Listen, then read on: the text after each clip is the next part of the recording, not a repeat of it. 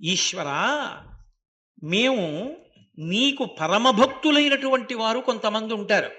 ఆ పరమభక్తులైనటువంటి వారితో మాట్లాడిన కారణం చేత నీ లోకంలో మేము ఉంటాం. సాలోక్య మోక్షం అని ఒక మోక్షం. నీ లోకంలో ఉంటాం.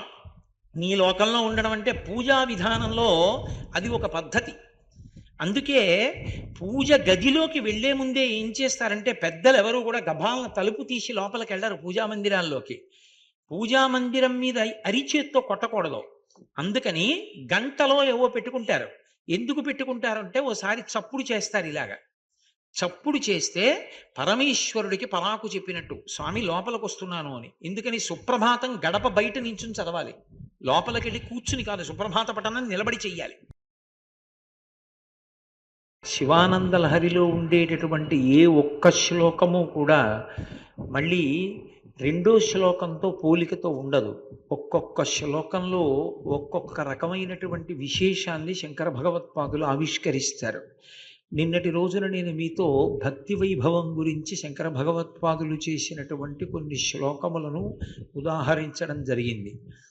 అసలు మోక్షము అని ఒక మాట, మనుష్య జన్మకొక్కదానికే ఆ మోక్షం అనేటటువంటి మాటని ఉచ్చరించడానికి కానీ, ఆ మోక్షము అనబడేటటువంటి స్థితి వైపు ప్రయాణం చెయ్యడానికి సంకల్పం చేసుకునేటటువంటి అర్హత కానీ కటాక్షింపబడింది.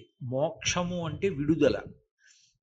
ఈ శరీరంలో కొంతకాలం ఉంటాడు, మళ్ళీ ఈ శరీరాన్ని విడిచిపెట్టి మళ్ళీ ఇంకొక శరీరంలోకి వెళ్ళిపోతూ ఉంటాడు. పునరపి జననం పునరపి మరణం పునరపి జననీ జఠరీ శయనం ఇహ సంసారే బహుదుస్తారే కృపయాపారే పాహిమురారే అంటారు. జీవుడు వెతలు పొందుతూ ఉంటాడు. ఆ వెతలు పొందడం అనేటటువంటి దాంట్లో ప్రధానమైన కష్టం ఎక్కడుంటుంది అంటే, బ్రతికి ఉన్నంతసేపు ఉండేటటువంటి కష్టాలు చాలా కష్టమైనవి అని అనుకుంటారు. కానీ శాస్త్రంలో అన్నిటికన్నా పెద్ద కష్టాలు రెండు ఉంటాయి. ఒకటి జననము, రెండు మరణము. ఈ రెండే కష్టం. మిగిలినటువంటి కష్టాలు ఊహాజనితాలు. కష్టమని అనిపిస్తుంది. నిజానికి ప్రబలమైన కష్టములు ఏవి అంటే పుట్టడం కష్టం. పుట్టడానికి ముందు జీవుడి యాత్ర ఎలా జరుగుతుంది అన్నది ఎప్పుడైనా మీరు వింటే ఒళ్ళు కంపిస్తుంది, అంత భయం వేస్తుంది. బాబోయ్, ఇంత ఉంటుందా పుట్టడానికి అని. ఇప్పుడు నేను దాన్ని స్పృశించాలనుకోవట్లేదు. నిజంగా అసలు ఒక్కసారి శరీరాన్ని పొందాలి అంటే ఎంత కష్టపడవలసి ఉంటుందో, ఎన్ని ఇక్కట్లు పడవలసి ఉంటుందో, జీవుడు శరీరం కోసం ఎంత తాపత్రయపడతాడో, ఆఖరికి ఒక శరీరం దొరికి అమ్మ కడుపులోంచి బయటికి వచ్చే పర్యంతము ఎంత కష్టం ఉంటుందో. అందుకే నరకము అని పిలుస్తారు, గర్భస్థ నరకం అని. మళ్ళీ అంత కష్టం ఎప్పుడు అంటే ఈ శరీరాన్ని విడిచిపెట్టడం అంత కష్టం. ఎందుకంటే ఒకటి వ్యామోహం, తన శరీరం మీద తనకున్న వ్యామోహం, ఈ శరీర బంధువులతో ఉన్నటువంటి వ్యామోహం. ఈ వ్యామోహానికి అతీతంగా శరీరాన్ని విడిచిపెట్టే ముందు పొందేటటువంటి క్లేశం అంతా ఇంత ఉండదు. ఈ రెండు పెద్ద పెద్ద కష్టాలు. చిత్రం ఏమిటంటే, రాత్రి పగలు సంధ్య ఇన్ని కాలాలలో ఎప్పుడెప్పుడు పుట్టాడు, ఎంత కష్టపడి పుట్టాడు, ఎన్ని కోట్ల జన్మలు ఇచ్చాడు, అన్ని కోట్ల జన్మలలో రాత్రో పగలో సంధ్యాకాలమో ఎప్పుడు శరీరం విడిచిపెట్టాడు, దానికోసం ఎంతంత పెద్ద పెద్ద పోరాటాలు చేశాడో, ఎంత కష్టపడ్డాడో, ఇన్ని క్లేశాలు పడి పడి పడి పడి పడి పడి మనుష్య శరీరంలోకి వస్తాడు. మోహం కమ్మేస్తుంది. కానీ శంకర భగవత్పాదులు జగదాచార్య స్థానంలో ఉన్న మహాపురుషులు, ఆచార్య పురుషులైనటువంటి శంకరులు మానవ జాతికంతటికీ కూడా మహోపకారం చెయ్యాలి అని సంకల్పం చేసి మోక్షము గురించి మాట్లాడుతున్నారు. మోక్షము అంటే ఇక మళ్ళీ పుట్టవలసినటువంటి అవసరం లేనటువంటి స్థితి. కాబట్టి ఈ శరీరంలోకి వచ్చి ఉన్నాడు కాబట్టి ఆఖరిసారి శరీరం పడిపోతుంది. అదే ఆఖరుసారి, ఇక మళ్ళీ పుట్టవలసిన అవసరం ఉండదు. అలా ఉండకుండా ఉండడానికి భగవంతునిలో చేరిపోతాడు. అలా చేరిపోవడంలో మోక్షము 4 రకాలుగా చెప్పబడుతుంది. సారూప్య మోక్షము అని ఒక మోక్షం, సాలోక్య మోక్షము, సామీప్య మోక్షము, సాయుజ్య మోక్షము అని పిలుస్తారు. 4 రకాలైనటువంటి మోక్షాలు ఉంటాయి. ఇందులో అన్నిటికన్నా చాలా విశేషంగా చెప్పబడేటటువంటిది సాయుజ్యం. సాయుజ్యము అంటే ఇక రెండుగా బయలుదేరి ఒకటిగా మారిపోతాయి. ఇక అవిభాజ్యములు, వాటిని విడదీసి చూడడం కుదరదు. ఉదాహరణకి మీకు చెప్పాలి అంటే నది. నది ఎక్కడో పుడుతుంది, ప్రవహించి ప్రవహించి ప్రవహించి సముద్రంలో కలిసిపోతుంది. ఆ ఒకసారి కలిసిపోయిన తరువాత, అందుకే సాగర సంగమం పరమ పవిత్రమైనటువంటి స్థలము అని పిలుస్తారు. సాగర సంగమంలో స్నానం చేస్తే అంత పవిత్రత రావడానికి కారణం అదే. ఆ నది ప్రవహించి ప్రవహించి సముద్రంలో కలిసిపోతుంది. కలిసిపోయిన తర్వాత ఇప్పుడు ఇక నదీ జలమేది సముద్ర జలమేది అని అడిగారనుకోండి, ఇక విడదీసి చూపించడం కుదరదు. అందుకే భక్తి యొక్క చిట్ట చివరి స్థితి ఏది అంటే భగవంతుని యందు ఇక అవిభాజ్యమైన రీతిలో కలిసిపోవడం. అంకోలం నిజ బీజ సంతతిరయస్కాంతోపలం సూచిక సాధ్వీ నైజ విభుం లతాక్షితిరుహం సింధు సరిద్వల్లభం ప్రాప్నోతీహ యథా తథా పశుపతే పాదారవిందద్వయం చేతో వృత్తి రూపేత్య తిష్టతి సదా సా భక్తి రిత్యుచ్యతే అంటారు శంకరులు ఒక చోట శివానంద లహరిలో. సింధు సరిద్వల్లభం, నది సముద్రములో కలిసిపోయినట్టు భగవంతుడిలో ఇక వేరు చేయడానికి వీలు లేకుండా జీవబ్రహ్మైక్య సిద్ధిని పొందుటయే సాయుజ్య మోక్షము. ఇది సాధారణంగా ఏం చెప్తారంటే, ఈ శరీరాన్ని విడిచిపెట్టేసిన తర్వాత మోక్షం అనేటటువంటిది ఉంటుంది అని ఒక సిద్ధాంతం. కానీ అద్వైత సిద్ధాంతమునందు అలా ఉండదు. అద్వైత సిద్ధాంతమునకు ప్రాణం ఎక్కడుంటుందంటే, శరీరము పడిపోయిన తరువాత మోక్షం వస్తుంది అని ఉండదు. అందుకే మోక్షము రెండు రకాలుగా చెప్పబడుతుంది. ఒక చోట జీవన్ముక్తి అంటారు. జీవన్ముక్తి అంటే జీవించి మోక్షమును పొంది ఉన్నాడు. రెండు విదేహముక్తి, శరీరము పడిపోయి మోక్షమును పొందాడు ఆ ఒక్క వ్యక్తి. కంచికామకోటి పీఠాధిపత్యం వహించారు మహాపురుషులు, ప్రాతస్మరణీయులు. ఎవరి పేరు ఉచ్చరిస్తే పాపాలు పోతాయో అంతటి మహానుభావుడు చంద్రశేఖరేంద్ర సరస్వతి మహాస్వామి. ఆ మహాస్వామి వారు శరీరంతో ఉండగా, అంటే మీకు అర్థం అవ్వాలి అంటే బ్రతికుండగానే ఆయన్ని జీవన్ముక్తుడు అంటారు. అంటే జీవించి ఉండి మోక్షమును పొందినవారు. అది అద్వైతానికి ప్రాణం ఆ సిద్ధాంతం. అప్పుడు ఆయన శరీరం పడిపోయాక మోక్షం కాదు, శరీరము నేను కాదు ఆత్మ నేను అన్న అనుభవంలోకి వెళ్ళిపోతారు. వెళ్ళిపోయినప్పుడు ఎప్పుడూ ధ్యానంలో ఉంటారు. ధ్యానం అంటే తాను ఆత్మగా రమిస్తూ ఉంటారు. అందుకే వారు ఆఖరాఖరణ ఇప్పటికీ ఉన్నాయి కామకోటి పీఠంలోనూ. కంచి వెళుతుంటే ఓ ఇంజనీరింగ్ కాలేజ్ ఉంది, అది దాటిన తర్వాత ఒక పెద్ద మ్యూజియం ఉంటుంది. అందులో మహాస్వామి వారు ఎక్కి ధ్యానంలోకి వెళ్ళిపోయి పరమానంద స్థితిని అనుభవించిన పల్లకీలు ఉంటాయి, మేనాలు వరుసగా పెట్టుంటాయి. వారు ఆ మేనాలోకి ఎక్కి కూర్చుని తనలో తాను రమిస్తూ ఆ బ్రహ్మానంద స్థితిని పొంది ఉండేవారు. మళ్ళీ వారంతట వారే బహిర్ముఖులయ్యేవారు. ఎప్పుడు వారివి కొన్ని అపురూప చిత్రాలు ఉంటాయి. వారు కొన్ని దేవాలయాల ముందు కూర్చుని పరమశివుడు పడుకుని ఉన్నట్టుగా ఉంటుంది ఒక క్షేత్రం. దాని కిందకి వెళ్ళి ఆయన పడుకున్నారు. ఆ భంగిమ మీరు ఎప్పుడైనా చూశారో లేదో నాకు తెలియదు. ఇప్పటికీ మహాస్వామి వారి బృందావనానికి ప్రదక్షిణం చేస్తుంటే కామకోటిలో కనపడుతుంది. ఆయన కాలు మీద కాలు వేసుకుని చుట్టుకుని పావులో పడుకుని ఉంటారు. అప్పుడు ఆయన బ్రహ్మానందాన్ని అనుభవిస్తూ ఇక శరీర సంబంధం లేకుండా ఉంటారు. దాన్ని జీవన్ముక్తుడు అంటారు. శరీరంతో ఉండి ఆత్మగా నిలబడి ఉంటారు. అది మోక్షస్థితి. అందుకే ఒకప్పుడు ఆయన్ని డాక్టర్లు వచ్చి పరీక్షించి అన్నీ అయిపోయిన తర్వాత వాళ్ళు మాట్లాడుకుంటుంటే ఆయన వచ్చి అన్నారు, మీరు నా శరీరాన్ని పరిశీలించి ఏం తెలుసుకున్నారో నాకు తెలుసు. నా కడుపులో ప్రేగులు ఒకదానితో ఒకటి అంటుకుపోయి ఉన్నాయి. దేనికా ప్రేగు విడిగా లేదు. ఎందుచేత అంటే ఈ శరీరానికి ఆకలి వేసినప్పుడు నేను చాలా రోజులు అన్నం పెట్టలేదు. వచ్చినటువంటి భక్తులు తన గోడు చెప్పుకుంటుంటే ఆ గోడు వింటూ ఉండిపోయేవారు. ఆయన ఏదో ఖచ్చితమైనటువంటి వేళలు, సందర్శన వేళలు, ఖచ్చితంగా వెళ్ళిపోవడం, ఖచ్చితంగా పడుకోవడం అలా ఉండేది కాదు మహాస్వామి వారి జీవితంలో. రాత్రి 3 గంటల వరకు భక్తుల గోడు విని 3 గంటలకు ఆయన స్నానం చేయడానికి వెళ్ళిపోయేవారు. ఒక్కొక్కసారి ఆయన ఉన్న ప్రదేశంలో వేల మంది చుట్టూ చేరితే దర్శనం ఇవ్వడానికి నిచ్చెన వేసుకుని ఆయన ఉన్న ఇంటి మీదకెక్కి దర్శనం ఇచ్చేవారు చుట్టూ తిరుగుతూ. అంతటి మహాపురుషుడు కనుకనే వేళ పట్టున దీనికి పెట్టలేదు అనేవారు. నేను తినలేదనేవారు కాదు, నేను ఆత్మ ఈ దీనికి పెట్టలేదు. పెట్టలేదు కాబట్టి ఆకలి వేసి వేసి దీని ప్రేగులు అంటుకుపోయాయి. అందుకని కడుపులో చాలా నిప్పెడుతూ ఉంటుంది దీనికి. ఆయన అంత నిప్పితో ఉన్నారని కూడా ఎవరికీ తెలియదు.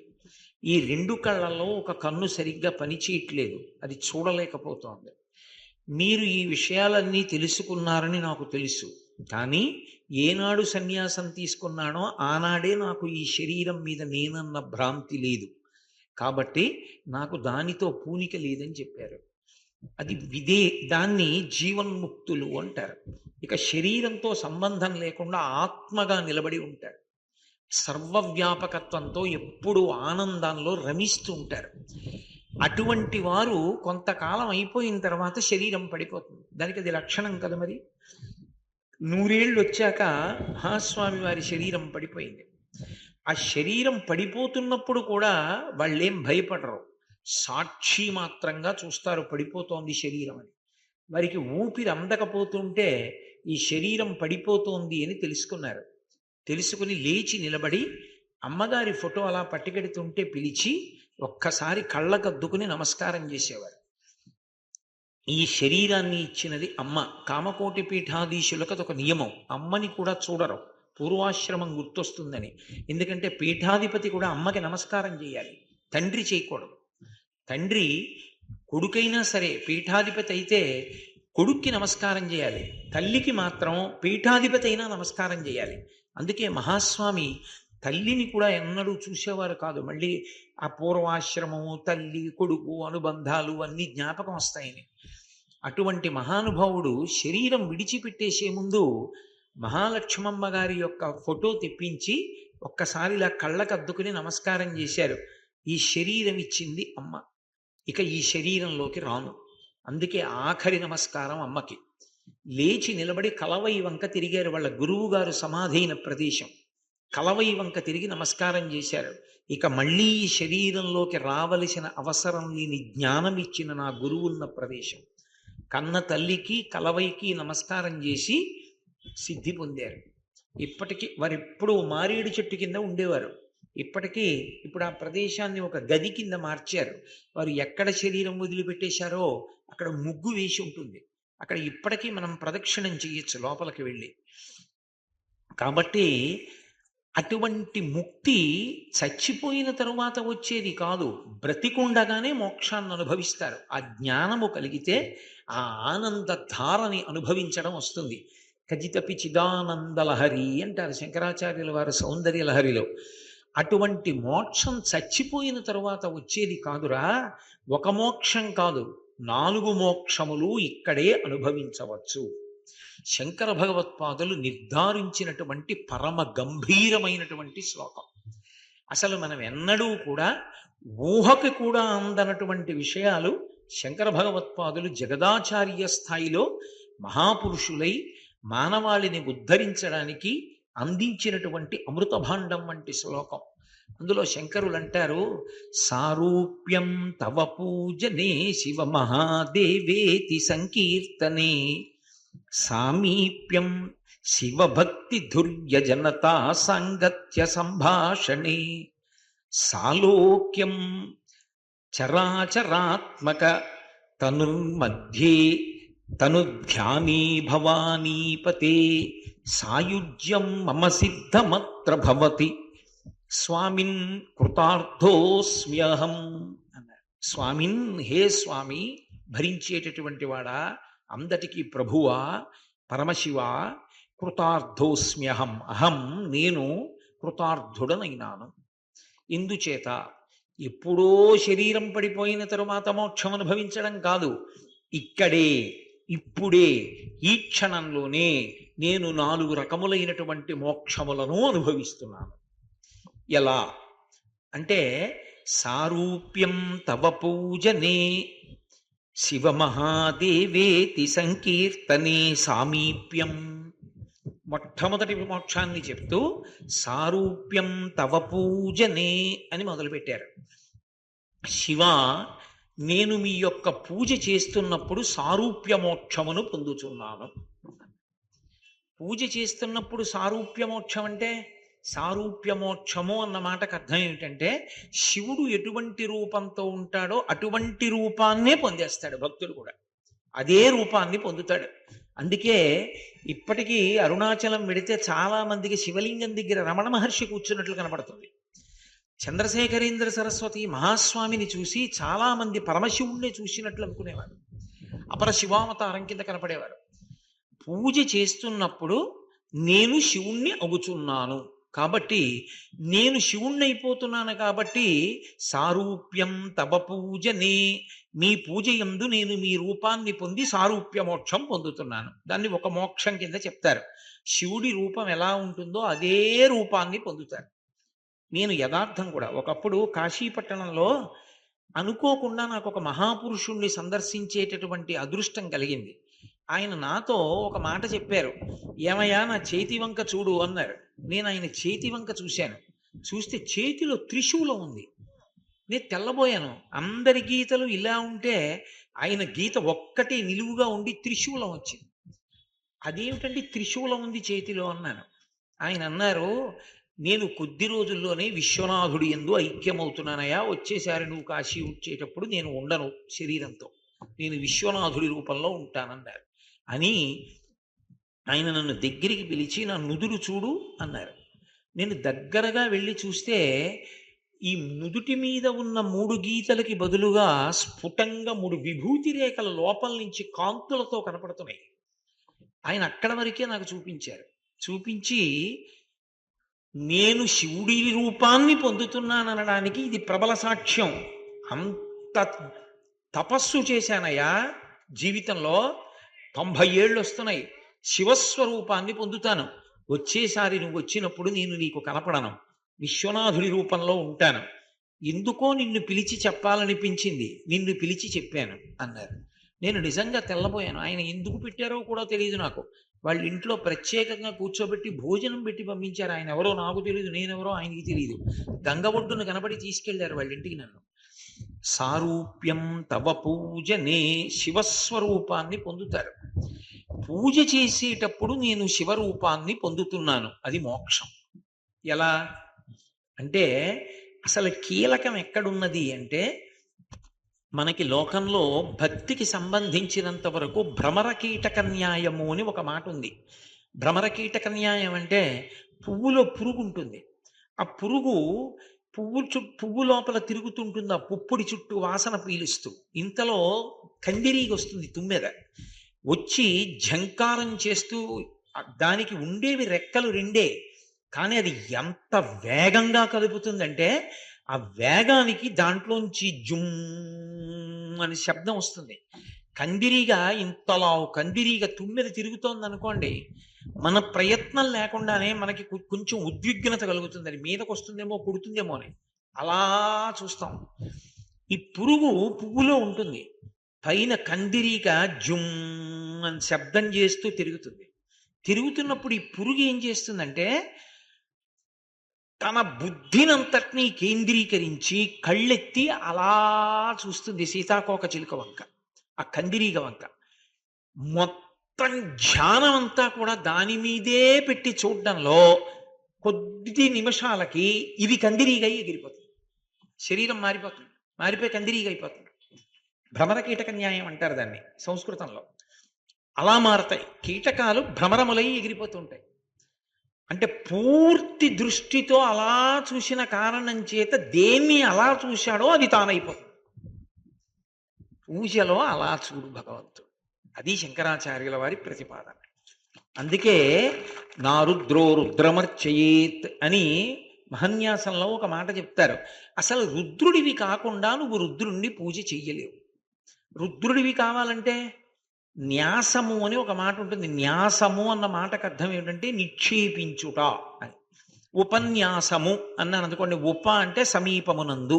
దేని సమీపము? భగవంతునికి సమీపంలో నా బుద్ధిని న్యాసం చేశాను. న్యాసం చేశాను కాబట్టి బుద్ధి భగవంతుడికి దగ్గరగా ఉంది కాబట్టి దానికి సంబంధించిన ఆలోచనలే మనసులో తిరుగుతుంటే ఆ మాటలే నాలోంచి ఉపన్యాసంగా పైకొస్తున్నాయి. నా బుద్ధి అక్కడి నుంచి దూరంగా తొలగిపోయింది అనుకోండి, ఇంకో విషయం మీదకి వెళ్ళిపోయింది అనుకోండి, ఉపన్యాసం అయిపోతుంది. ఎందుకని బుద్ధి అక్కడ లేదు భగవంతుడి దగ్గర, ఇంకో వేపుకి వెళ్ళిపోతే ఆగిపోతుంది.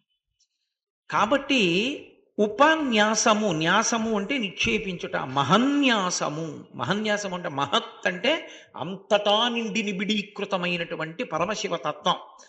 ఆ పరమశివ తత్వాన్నంతటినీ కూడా న్యాసం అంటే తన శరీరంలోకి చేరుస్తాడు, నిక్షేపిస్తాడు.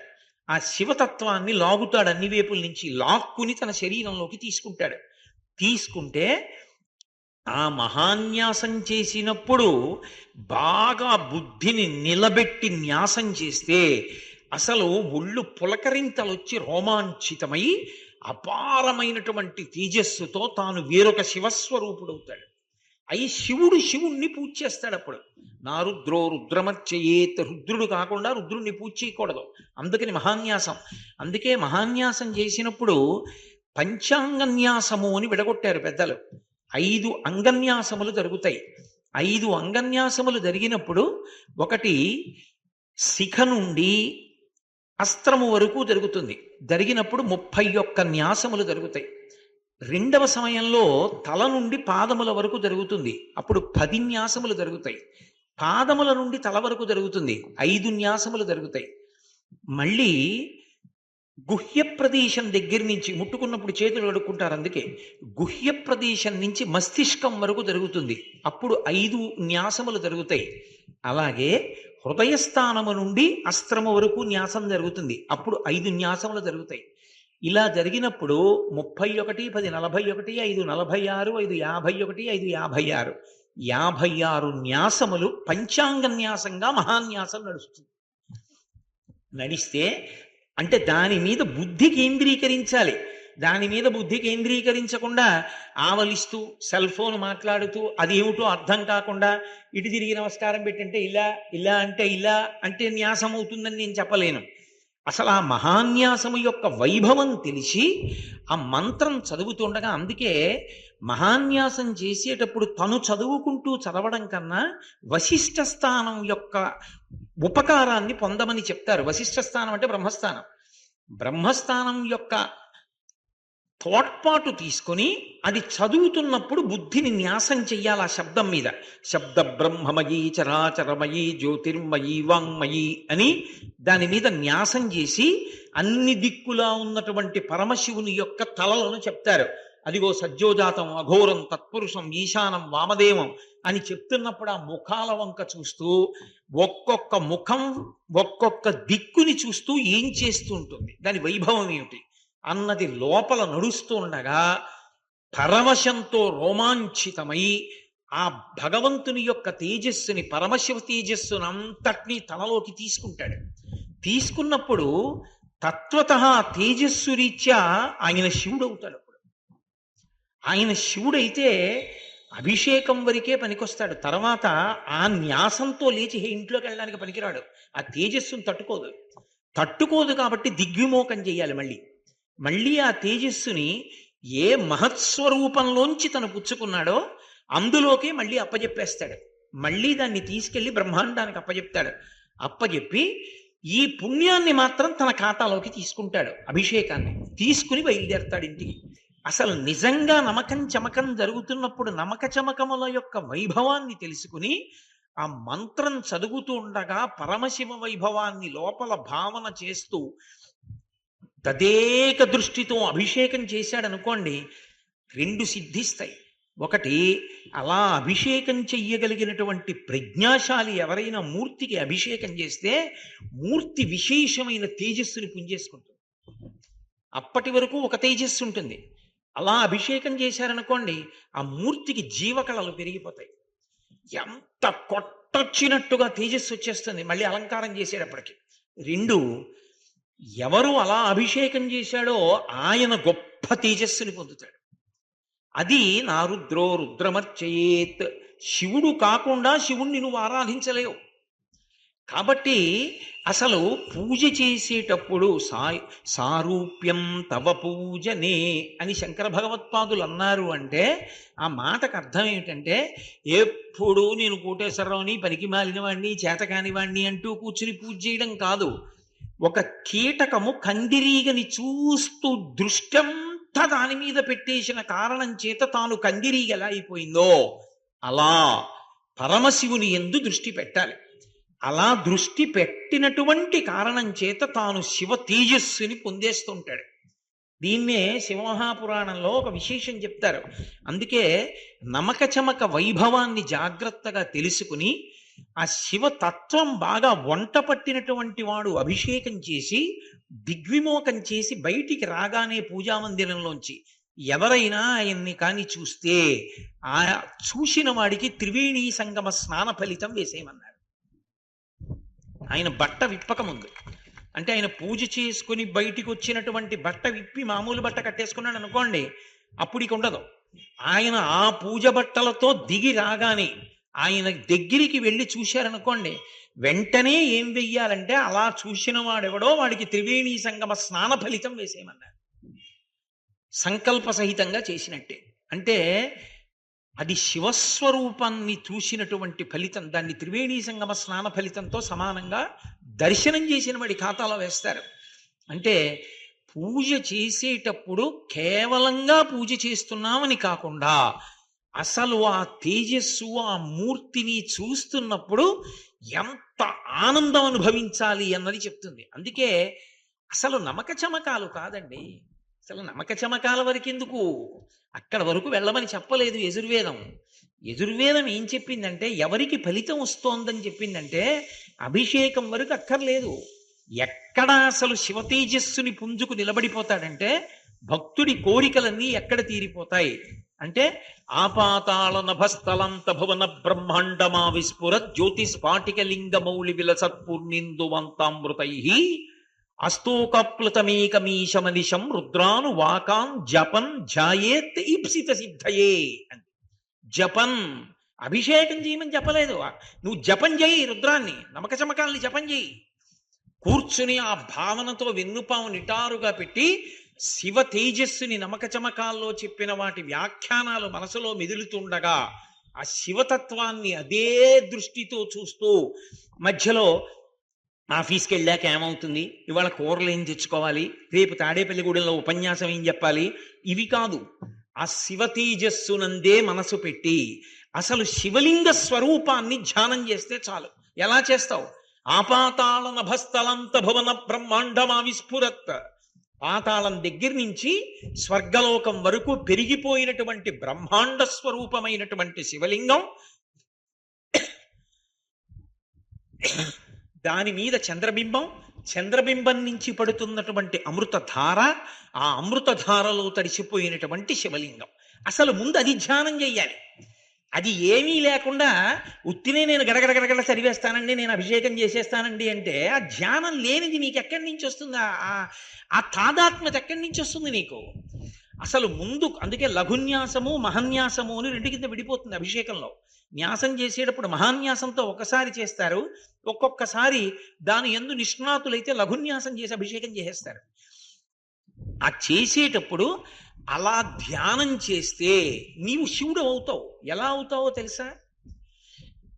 నేను మీకు ఒక ఉదాహరణ చెప్పాలి అంటే శివలింగం ఎలా ఉంటుంది? ఇలా ఉంటుంది. దానికి కరచరణాదులు ఉండవు, కాళ్ళు చేతులు ఉండవు, అరూపరూపి అంటారు. అందుకే ఇప్పుడు ఆ శివలింగ రూపం ఇలా గుండ్రంగా ఎందుకు వస్తుందంటే మనని అనుగ్రహించడానికి అలా వచ్చింది.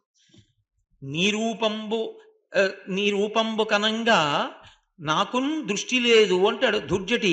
అసలు నిన్ను నేను ఎలా చూడాలో నాకు అర్థం కావట్లేదు, నువ్వే అనుగ్రహించి నాకు చూపించవయా, అసలు నువ్వు ఎలా ఉంటావో అంటాడు. నీ రూపంబు తలంపగా తుది మొదల్నే కాన నీవైన చోర అరారమ్మనియంచు చెప్పవు వృధారంభంబులింకేటికిన్ పాలన్ముంచుము నిటముంచుమిక నిన్నే నమ్మినాడంజుమి శ్రీరామార్చిత పాద పద్మయుగళా శ్రీకాళహస్తీశ్వర అన్నాడు. నాకు అర్థం కావట్లేదు అసలు ఈ శివలింగ తత్వం. ఈశ్వర నువ్వే చెప్పు, పాలను ముంచుతావో నీళ్లలో ముంచుతావో నీ ఇష్టం, చెప్పినా చెప్పకపోయినా నీ ఇష్టం, చెబితే నాకు అర్థం అవుతుంది, లేకపోతే నాకు అర్థం అవట్లేదు అన్నాడు. ఇలా ఉంటుంది శివలింగం. ఇలా ఉన్న శివలింగం మన కోసమని తగ్గుతూ వచ్చి అలా కనపడుతోంది అభిషేకం పొందడానికి. అది నిజానికి వ్యాప్తి చెందింది అనుకోండి. ఇలా ఉన్నది ఇలా, ఇలా, ఇలా, అలా చుట్టుకుంటూ వెళ్ళింది అనుకోండి. అప్పుడు ఈ బ్రహ్మాండం అంతా ఏమిటి? శివలింగం. అప్పుడు నేనెవరు? అందులో నేనున్నప్పుడు నేను శివుణ్ణి. శివలింగం కన్నా భిన్నమన్న భావనతో మొదలు పెట్టకూడదు. నువ్వు కూడా అందులో అంతర్భాగానివి. మరి పూజ ఎలా చేస్తావు? అందులో నువ్వు అంతర్భాగం అయితే నువ్వు దానికి ఎలా చేస్తావు అంటే, శంకరుడు వేరొక చోట చెప్తారు షట్పదిలో, కెరటము సముద్రమును పూజించినట్టు. కెరటం ఎక్కడిది? సముద్రంలోనే పుట్టింది. ఎక్కడ పరిగెడుతుంది? సముద్రంలోనే వెడుతుంది. ఎక్కడ విరిగిపోతుంది? సముద్రంలో విరిగిపోతుంది. ఎందులో కలిసిపోతుంది? సముద్రంలో కలిసిపోతుంది. కానీ సముద్రము కన్నా కెరటము భిన్నముగా కనిపిస్తోందా లేదా? సముద్రంలో కెరటం వస్తోందంటాడు. నిజంగా సముద్రం లేకపోతే కెరటం ఉంటుందా? సముద్రము లేని కెరటం లేదు, కెరటం లేని సముద్రం ఉంటుంది. మీరు సముద్ర మధ్యంలోకి వెళ్ళారనుకోండి, ఓడలో కెరటాలు ఉండవు. కెరటము సముద్రాన్ని పూజ చేస్తే ఎలా ఉంటుందో శివలింగ ధ్యానము చేసి అభిషేకం చేయడం అలా ఉంటుంది. అప్పుడు తాను శివుడు అవుతాడు. అప్పుడు ఆ తేజస్సు పొందుతాడు. అప్పుడు ఆ వాక్కుకు ఆ బలం వస్తుంది. ఆయన ఆశీర్వచనానికి ఆ శక్తి వస్తుంది. తాను తరిస్తాడు. అప్పుడు రోమాంచితమైపోయి పరమానందంతో అందుకు వశిష్ఠ సహాయం తీసుకోండి అనడానికి కారణం ఏమిటో తెలుసా? గురు సహాయం తీసుకోండి అనడానికి బ్రహ్మస్థానం అని అనరు అక్కడ. వశిష్ఠ సహాయం తీసుకోండి అని ఎందుకంటారంటే, నువ్వు అటువంటి వాక్కు మనసు పని చెయ్యనటువంటి ఆనందం అనుభవించేస్తుంటే అది తెగిపోకుండా ఉండడానికి ఆయన చదువుతూ ఉంటాడు సుస్వరంతో. నువ్వు రమించిపోతూ చేస్తుంటావు. అంతేగాని పక్కవాడితో మాట్లాడుతూ, వాడితో మాట్లాడుతూ, వీడితో మాట్లాడుతూ, సెల్ ఫోన్ మాట్లాడుతూ నమ్మకం చదవడం, చమకం చదవడం, అదే నమ్మక చమకాలు చదవడం అంటే. అలా రమించిన వాడెవరు ఉంటాడో వాడు శివరూపమునే పొందుతున్నాడు, కీటకము భ్రమరమైనట్టు. కాబట్టి శంకరులు అన్నారు, ఎప్పుడో రావడం ఏమిటి సారూప్యమోక్షం? ఇప్పుడే, ఇక్కడే, ప్రతిరోజు పొందుతున్నాను. నిన్ను అభిషేకం చేస్తున్నప్పుడు, నిన్ను పూజ చేస్తున్నప్పుడు నేను సారూప్యాన్ని పొందుతున్నాను. నీలా నేను అయిపోతున్నాను. కాబట్టి ఆ మోక్షం నాకు వస్తోంది. కాబట్టి సారూప్యం తవ పూజనే శివమహాదేవేతి సంకీర్తనే సామీప్యం. శ్లోకాన్ని కొద్దిగా మార్చి చదవాలి అప్పుడు వ్యాఖ్యానం సమయంలో. కాబట్టి నాకు సామీప్య మోక్షం వస్తోంది. ఎప్పుడు అంటే శివమహాదేవేతి సంకీర్తనే సామీప్యం. శివ మహాదేవా అని నేను బ్రహ్మాండమైనటువంటి కీర్తన చేస్తున్నప్పుడు నేను సామీప్య మోక్షమునందున్నాను. సామీప్యం అంటే దగ్గరగా ఉండడం. దగ్గరగా ఉంటే సామీప్యం అంటారు. అప్పుడు శివుడు ఇలా కూర్చుని ఉంటే శివుడికి పాదాలకు దగ్గరగా కూర్చుంటాడు. ఎలా జరుగుతాడు అలా? జరగడానికి శివుడు అక్కడ ఉన్నాడండి అంటే వెళ్ళి కూర్చోవచ్చు. శివుడు అంతటా ఉన్నాడు. మరి నువ్వెలా దగ్గరికి వెడతావు అంటే సంకీర్తనే. సంగీతంలో రెండు ఉంటాయి, కీర్తన, కృతి అని రెండు ఉంటాయి. కీర్తన అంటే భగవంతుని యొక్క గుణములను కీర్తన చేయడం, భగవత్ తత్వాన్ని కీర్తించడం. ఇంకొకటి ఉంటుంది, దాన్ని కృతి అంటారు. కృతి అంటే భగవత్ తత్వానికి సంబంధించినటువంటి విశేషాల్ని తాను అనుభవించి గానం రూపంలోకి తీసుకురావడం. కీర్తన చేసేటప్పుడు ఏమవుతుందంటే, అందుకే కీర్తనకి శుకబ్రహ్మ. ఆ కీర్తన చేసేటప్పుడు ఏమవుతుందంటే పరమ సంతోషాన్ని పొందేస్తాడు.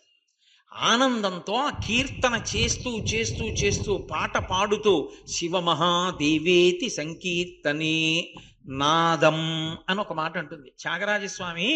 నాదతను మనిషం శంకరం అంటారు. నాదము ఎవరు అంటే పరమశివుని యొక్క స్వరూపము. నాదం అంటే స్వరము, రాగము అని రెండు సంగీతంలో ప్రక్రియలు. గానం చేస్తుండగా చేస్తుండగా చేస్తుండగా ఈ శబ్దమంతా ఎక్కడ నుంచి ఉత్పన్నమవుతోందో చెవులు మూసుకుని వింటే లోపల నుంచి జుమ్ అని శబ్దం వస్తుంటుంది. లోపల నుంచి ఎక్కడ ధ్వని బయలుదేరుతోందో అక్కడికి వెళ్ళిపోతాడు. వెళ్ళిపోయినప్పుడు ఒక్క క్షణం ఆపేస్తాడు పాటని. ఆపేసి ఆ నాదమునందు లీనమైపోతాడు. ఆ నాదమునందు లీనమైపోయినప్పుడు తాను శివుడైపోయి ఉన్నాడు. శివుడికి దగ్గరగా జరిగిపోయాడు. ఆ నాదమే శివుని యొక్క శరీరము. అక్కడికి వెళ్ళిపోతాడు. అందుకే సంగీతం నాదోపాసన అనడానికి కారణం అదే. ఉపాసన అని పిలవడానికి కారణం అందుకొచ్చింది. అది ఒక్కొక్కరు ఒక్కొక్క రకంగా అనుభవిస్తూ ఉంటారు. మహానుభావుడు ముత్తుస్వామి దీక్షితారు వారు అమ్మవారిని కీర్తన చేస్తుంటే ఎంత సామీప్యమునకు వెళ్ళిపోగలిగేవారంటే ఆయన చిట్ట చివర మహారాజు పరిగెత్తుకొచ్చి చెప్పాడు, నా ఏనుగు శ్మశానంలోకి వెళ్ళి ఘీంకరిస్తోంది, అమంగళం జరుగుతుంది, ఎవరో మహాత్ముడు వెళ్ళిపోతాడు, నాకు ఆపద వస్తుందేమో అనుకుంటున్నానన్నాడు. నీకేం అవదన్నారు అని ఆయన గమనించారు.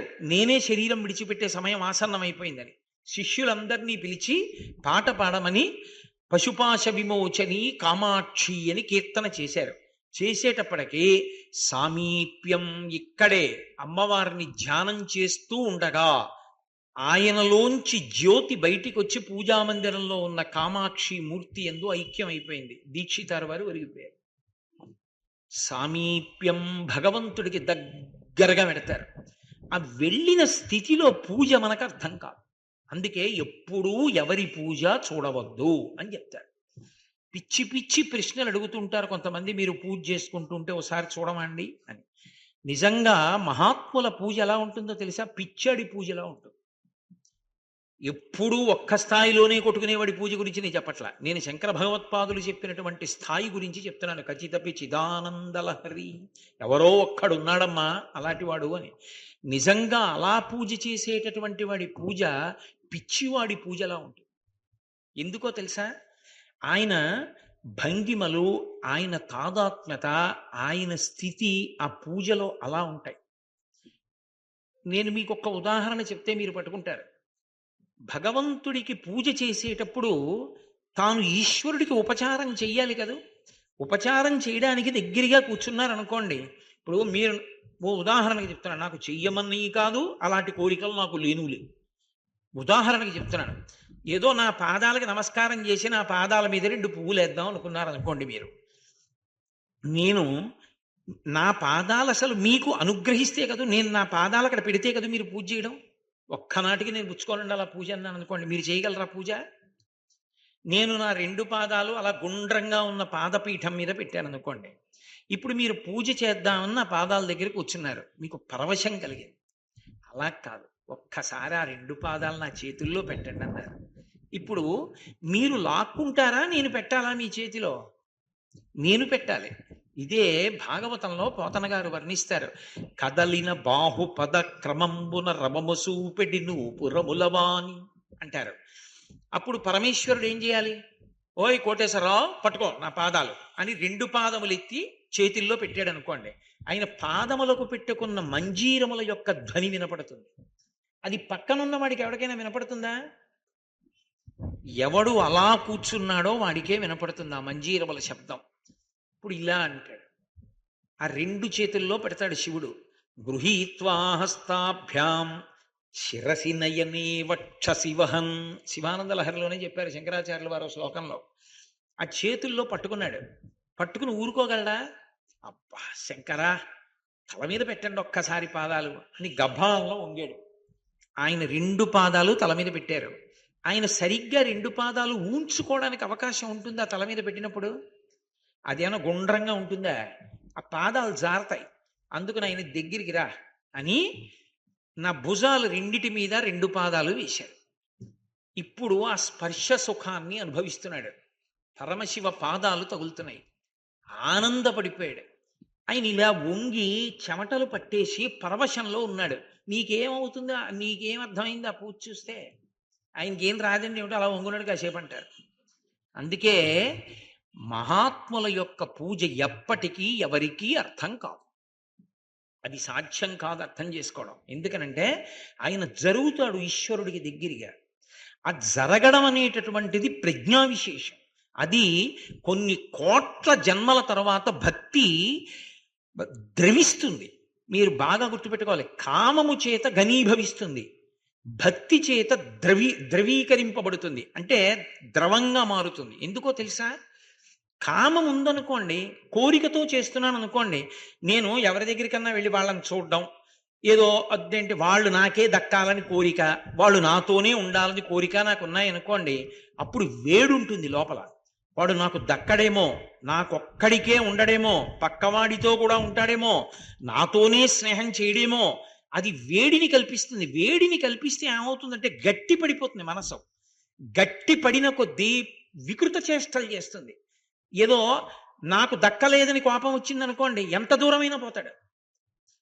అది వికృత చేష్టలు. అందుకే ఎవరో ఓ పిల్లని చూడడం, ఈమె నాకు దక్కాలి, ప్రేమించానంటాడు, ఉతిరి కామించాడు.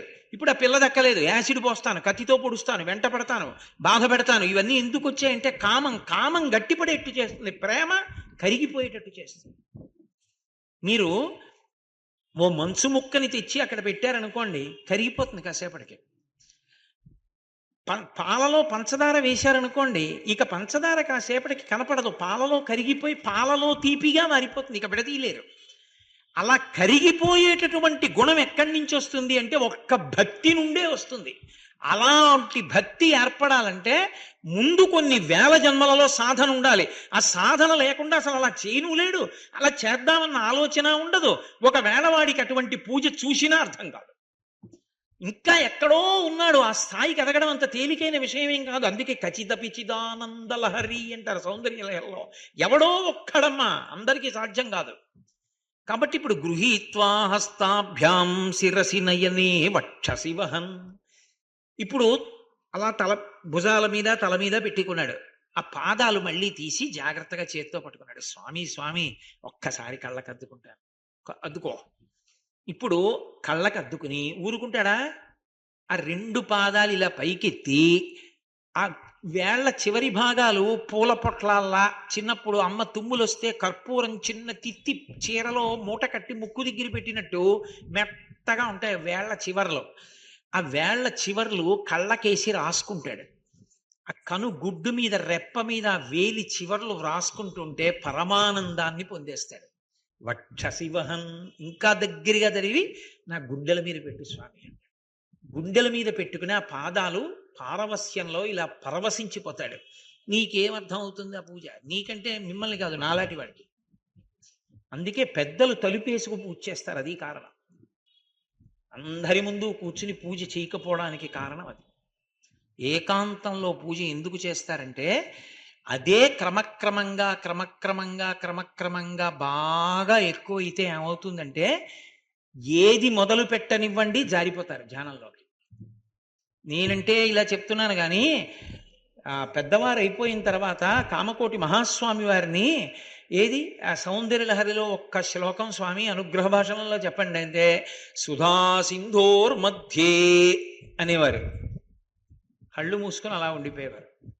ఆయనకి కనపడేది ఆ సుధా సముద్రం, దాంట్లో ఉన్నటువంటి మణిద్వీపం, అవన్నీ కనపడి ఆనందంతో పరవశం పొందేసి మళ్ళీ కాసేపటికి కళ్ళు తెరిచి 4 మాటలు చెప్పేవారు. వట విటపి సమీపే అన్నారనుకోండి, దక్షిణామూర్తి గురించి చెప్దామని, అంతే కళ్ళు మూసుకుని రమించిపోయేవారు అంతే. ఇక్కడ దర్శనం అవుతుండేది.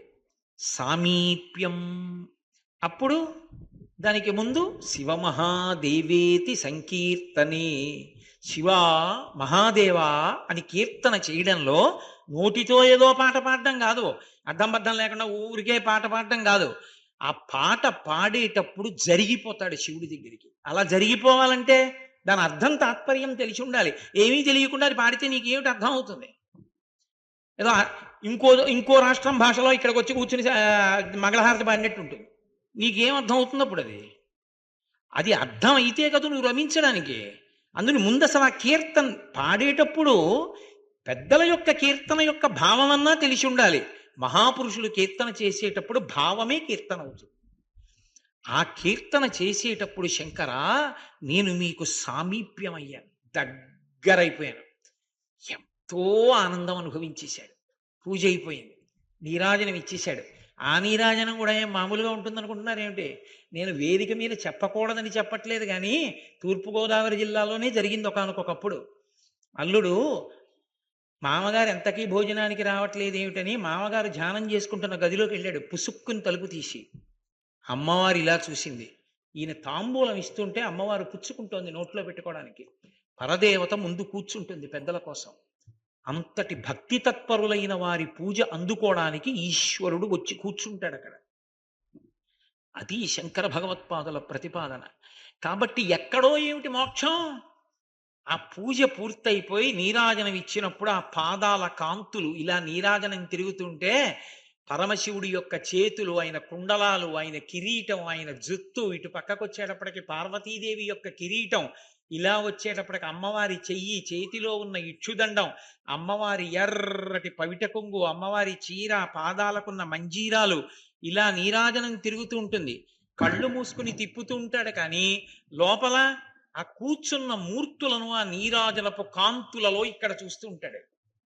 అప్పుడు ఏమి పారవస్యంలో ఉంటాడో. ఇంత పారవస్యం అయిపోయిన తర్వాత ఆ తీర్థప్రసాదాలు పుచ్చుకొని ఆ పీట మించి లేచి బయటికి వచ్చాడు అనుకోండి, ఏదో పటికి బెల్లం పరపర పరపర నవిలి తినేసినటువంటి వాడి నోరు ఎలా ఉంటుందో, భగవంతుడికి దగ్గరగా కూర్చున్నప్పుడు పొందిన ఆనందం నుంచి లౌకికంలోకి రావడం అలా ఉంటుంది. కాబట్టి సారూప్యం తవ పూజనే శివమహాదేవేతి సంకీర్తనే సామీప్యం శివభక్తి ధుర్య జనతా సాంగత్య సంభాషణే సాలోక్యంచ. ఇక్కడ ఇంకొక పెద్ద విశేషం చెప్తున్నారు. ఈశ్వరా, మేము నీకు పరమభక్తులైనటువంటి వారు కొంతమంది ఉంటారు. ఆ పరమభక్తులైనటువంటి వారితో మాట్లాడిన కారణం చేత నీ లోకంలో మేము ఉంటాం. సాలోక్య మోక్షం అని ఒక మోక్షం. నీ లోకంలో ఉంటాం. నీ లోకంలో ఉండడం అంటే పూజా విధానంలో అది ఒక పద్ధతి. అందుకే పూజ గదిలోకి వెళ్లే ముందే ఏం చేస్తారంటే పెద్దలు ఎవరు కూడా గభాలను తలుపు తీసి లోపలికి వెళ్ళారు పూజా మందిరాల్లోకి. పూజా మందిరం మీద అరిచేత్తో కొట్టకూడదు. అందుకని గంటలో ఏవో పెట్టుకుంటారు. ఎందుకు పెట్టుకుంటారంటే ఓసారి చప్పుడు చేస్తారు. ఇలాగా చప్పుడు చేస్తే పరమేశ్వరుడికి పరాకు చెప్పినట్టు, స్వామి లోపలికి వస్తున్నాను అని. ఎందుకని సుప్రభాతం గడప బయట నించుని చదవాలి, లోపలికి వెళ్ళి కూర్చుని కాదు. సుప్రభాత పఠనాన్ని నిలబడి చెయ్యాలి. నిలబడి చేసినప్పుడు ముందు ఆ ఆనందం అనుభవిస్తాడు. ప్రాతస్మరామి గణనాథ మనాథ బంధుం సింధూరపూర పరిశోభిత గండ యుగ్మం ఉద్దండ విఘ్న పరికండ నచండ దండ మాఖండలాది సురనాయక బృంద వంద్యం అని మొదలుపెట్టాడు అనుకోండి. మొట్టమొదట విఘ్నేశ్వరుడి యొక్క గండస్థలానికి సింధూరం అలదెబడి ఉన్నటువంటి ఆ స్వామిని, ఆ తర్వాత ఆ పార్వతీ పరమేశ్వరుల్ని ఇద్దరినీ కూడా మేల్కొలుపుతాడు. మేల్కొలిపి ఇప్పుడు స్వామి లోపల లేచి ఉన్నారని, స్వామి లోపలికి వస్తున్నానని కించిత్ శబ్దం చేసి ఆ తలుపు తెరిచి లోపలికి వెడతాడు. లోపలికి వెళ్ళాడు అంటే భగవంతుని యొక్క అనుగ్రహానికి పూజగా తాను రమించడం ప్రారంభిస్తాడు. ఇది మనసు చిక్కబట్టి నిలబెట్టగలిగినటువంటి వాళ్ళు మాత్రమే అనుభవించగలిగినటువంటిది.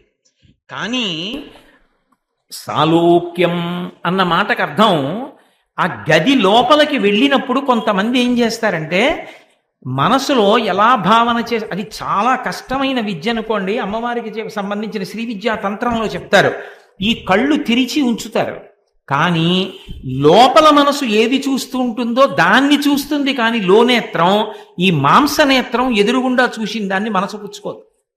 పుచ్చుకోకుండా కవాటం తెగిపోతుంది.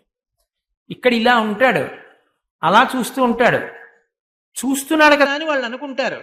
చూస్తూ ఉంటాడు, ఇలా అంటుంటాడు, అంటుంటాడు. లోపల పరదేవత పాదాలకి పసుపు రాసి, పారాణి రాసి, జాజిపూలతో పూజ చేస్తూ ఉంటాడు. ఈ నేత్రంతో ఇటు చూస్తున్నట్టుంటాడు, లోనేత్రంతో అమ్మవారి పాదాలు చూస్తుంటాడు.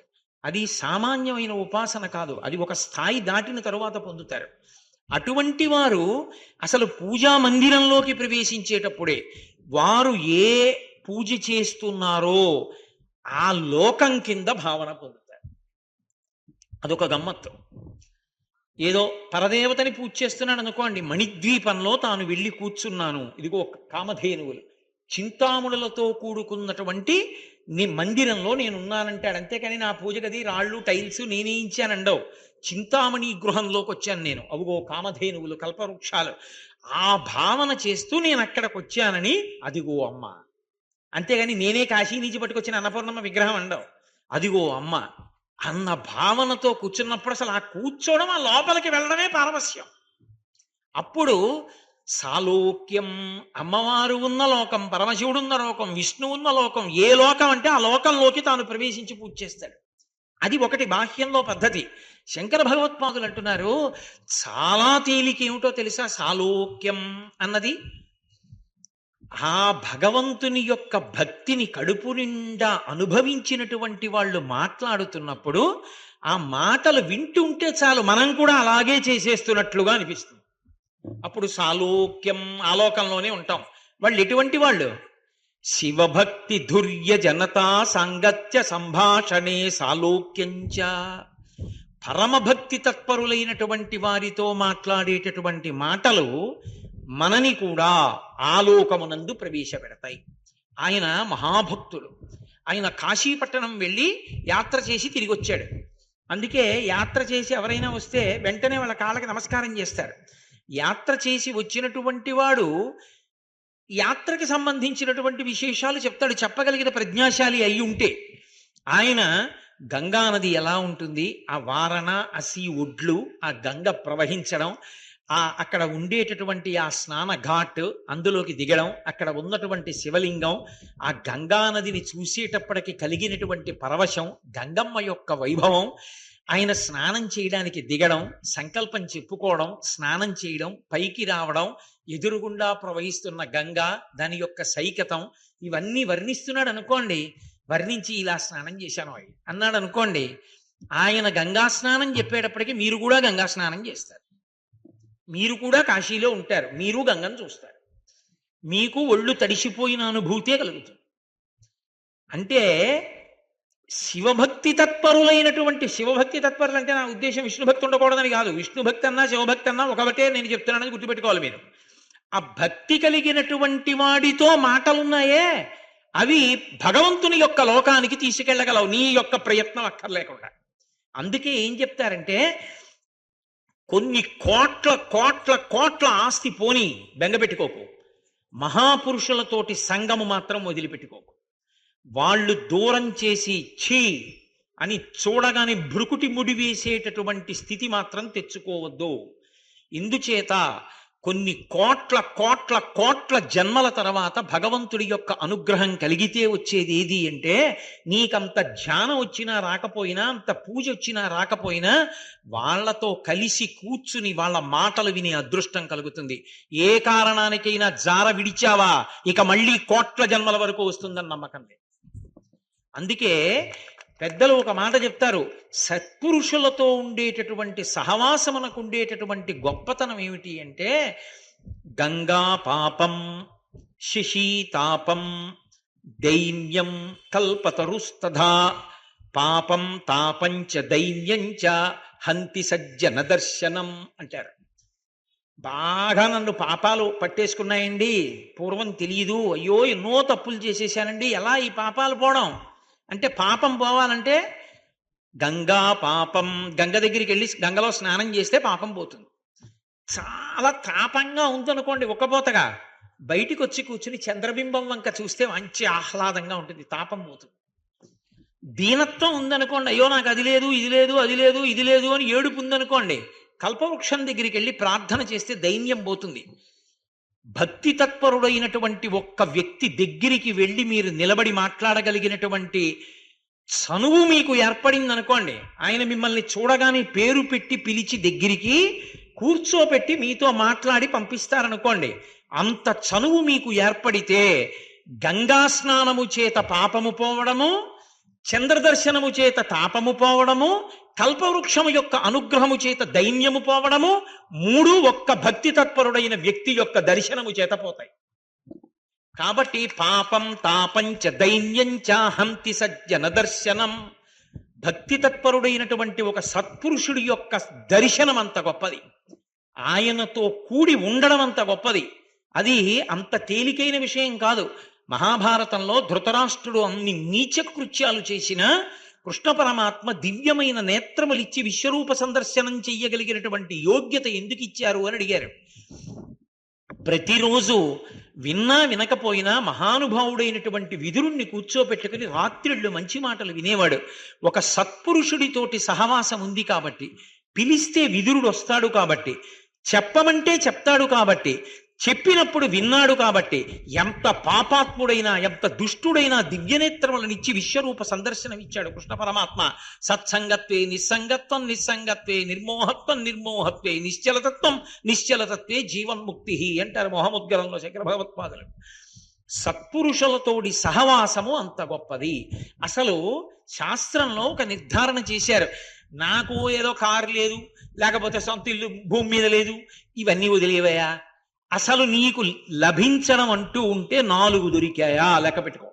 ఈ 4 నువ్వు టిక్కు పెట్టుకోగలిగితే నాకు ఈ 4 జీవితంలో దొరికాయి అన్నావా, నీ అంత అదృష్టవంతుడు లేడు, నీ మనుష్య జన్మ పండింది. ఇందులో 3 దొరకచ్చేమో కానీ 4 దొరకదు. ఏమిటో తెలుసా? అసారే ఖలు సంసారే సారమే తచ్చతుష్టయం. అసారమైనటువంటి సంసారం, మిగిలిందంతా అసారం. కొడుకుని కన్నా కూతురిని కన్నా ఏదో ఆలంచున్ మెడగట్టి దానికి నపత్య శ్రేణి కల్పించి తద్బాలవ్రాతము నిచ్చిపుచ్చుకొను సంబంధంబు కావించి అంటాడు దుర్జటి. ఓ కొడుకుని కూతుర్ని కన్నాను. ఎంతమంది ఇంట్లో? 2. కూతురికి పెళ్లి చేశాను, పంపించేశాను. ఎంతమంది ఉన్నారు ఇంట్లో? కొడుకోడే. కొడుక్కి పెళ్లి చేశాను, కోడల్ని తెచ్చుకున్నాను. కొడుకు కూతురు బదులు కూతురు, కొడుకు బదులు కొడుకు, కోడలు 2. ఇప్పుడు 2 వియ్యాలారు. ఇప్పుడు మనవలు, ముని మనవలు, ఆ మనవల వైపు నుంచి పెళ్లిళ్ళు, వాళ్ళ బంధువులు వీళ్ళ బంధువులు, జడల్లినట్టు అల్లుకుపోతున్నావు ఈశ్వరా, ఎప్పుడు ధరించానని అడిగాడు. కాబట్టి కొడుకులు పుట్టారు, కూతుళ్ళు పుట్టారు, అల్లుళ్ళు, పెళ్లిళ్ళు ఇవన్నీ వదిలిపెట్టవా. సారే కలు సంసారే, లోకంలో ఇవన్నీ జరిగేవి. సారమే తచ్చతుష్టయం, 4 సారభూతములైనటువంటి ఉన్నాయి. అవి ఎప్పుడైనా చేశావా చెప్పు నీ దగ్గర. కాశ్యాం వాసః, కాశీలో వెళ్ళి ఎప్పుడైనా ఓ 9 రోజులు ఉన్నానని చెప్పగలవా? కాశీ పొలిమేర దాటకుండా 9 రోజులు కాశీలో ఉన్నాను చెప్పు. చెప్తే నీ మనుష్య జన్మ ఎత్తినందుకు 1 సాధించావు. అమ్మయ్యా, సారవంతమైనది 1 నేను జీవితంలో సాధించగలిగాను, 1 సాధించావు. కాబట్టి కాశ్యాం వాసః సతాం సంగో అంత తేలిక కాదు. సత్పురుషులతోడి సహవాసము కుదరదు. ఎందుకో తెలుసా? సత్పురుషులకుండే లక్షణం ఏమిటంటే ఏకాంతం కోరుకుంటారు. వాడికి ఊరికే ఇంటికి జనం రావడం, ఆ జనంతో మమేకమైపోవడం, వచ్చిన వాళ్ళందరితో మాట్లాడుతూ ఉండడం, నాకు ఇంత ఇన్ఫ్లుయెన్స్ ఉందంటూ ఉండడం, నా సర్కిల్ పెద్దదండం, ఈ పిచ్చ మాటలన్నీ వాళ్ళ దగ్గర ఉండవు. వాడికి ఎవడూ తలుపు కొట్టకుండా ఉంటే, ఎవడూ ఇంటికి రాకుండా ఉంటే వాడికి పరమ సంతోషం. ఎందుకని? ఓ శ్లోకం చదువుకుని పరవశించిపోతాడు, పూజ చేసుకుని సంతోషపడిపోతాడు, ప్రశాంతంగా కూర్చుని ఏవో 4 శ్లోకాలు తలుచుకుని తనలో తానే పరవశించిపోతాడు. ఎవడో వచ్చి అస్తమానం మాట్లాడుతున్నాడు అనుకోండి, వాడికి చిరాగ్గా ఉంటుంది. దిక్కుమాలిన కూడా ఇది ఎక్కడ ప్రారంధం, అస్తమానం ఎవడోడు వస్తాడంటాడు. అసలు నిజంగా భగవద్భక్తి తత్పరులైన వాళ్ళకి ఇంటికి అదే పనిగా జనం రావాలని కోరుకోరు. వాళ్ళు ఏకాంతాన్ని అభిలషిస్తారు. అందుకే అరణ్యాల్లోకి వెళ్ళిపోతారు, ఎవడు దగ్గరికి రాడని. అటువంటి సత్పురుషుడు నిన్ను దగ్గరికి ఎందుకు పెట్టుకుంటాడు? నిన్ను దగ్గరికి పెట్టుకుని నిన్ను చూడగానే పేరు పెట్టి పిలిచి ఎంతో ప్రేమ నీ మీద వ్యక్తం చేసి నీతో అంత అనుబంధం పెంచుకుంటాడా? ఒక్కనాటికి పెంచుకోడు. అలా పెంచుకుంటే జ్ఞాపకం పెట్టుకో, కొన్ని కోట్ల జన్మల తరువాత పరమేశ్వరుని యొక్క అనుగ్రహం కలిగిందని గుర్తు. ఎందుకని అంటే అది పెద్ద దూకు. ఆయనతో సహవాసం ఉన్నందుకు ఈశ్వరుడు పైకి ఎత్తేస్తాడంతే, లాగేస్తాడు. అందుకే దొరకదది. కాబట్టి కాశ్యాం వాసః సతాం సంగో గంగాభః. గంగాభః అంటే గంగలో స్నానం. ఎప్పుడైనా చేశావా గంగా స్నానం? చేసుంటే చెప్పు, ఇంకో మెట్టెక్కావు. శంభుసేవనం, పరమశివుడి పూజ కానీ పరమశివుడి సేవ కానీ ఎప్పుడైనా చేశావా? నేను పరవశంతో చేశానండి. ఉత్తుత్తి పూజ, నోటి పూజల గురించి నేను మాట్లాడటలేదు. ఆ పనికిమాలిన పూజలు చాలా చోట్ల కనబడతాయి. పరవశంతో మనసు పెట్టి చేసిన పూజ ఉన్నదా? ఒక్క రోజైనా నిజంగా నువ్వు పూజ చేస్తున్నప్పుడు కన్నుల వెంట ఆనంద భాష్పములు కారి కంఠం గాగ్గదికమై మాట రాక నువ్వు పూజలో కూర్చుండిపోయినటువంటి రోజు ఎప్పుడైనా ఉందా?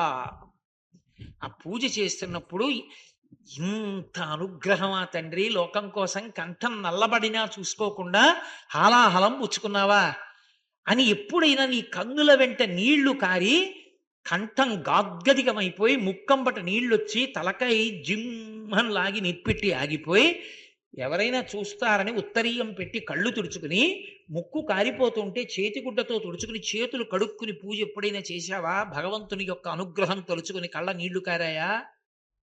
అలా అయితే చెప్పు, ఇంకోటి ఎక్కేవు సారభూతమైనది జీవితంలో. ఈ 4 సారభూతములు. మిగిలినవి ఏవి చెప్పు, నాకు అక్కర్లేదు.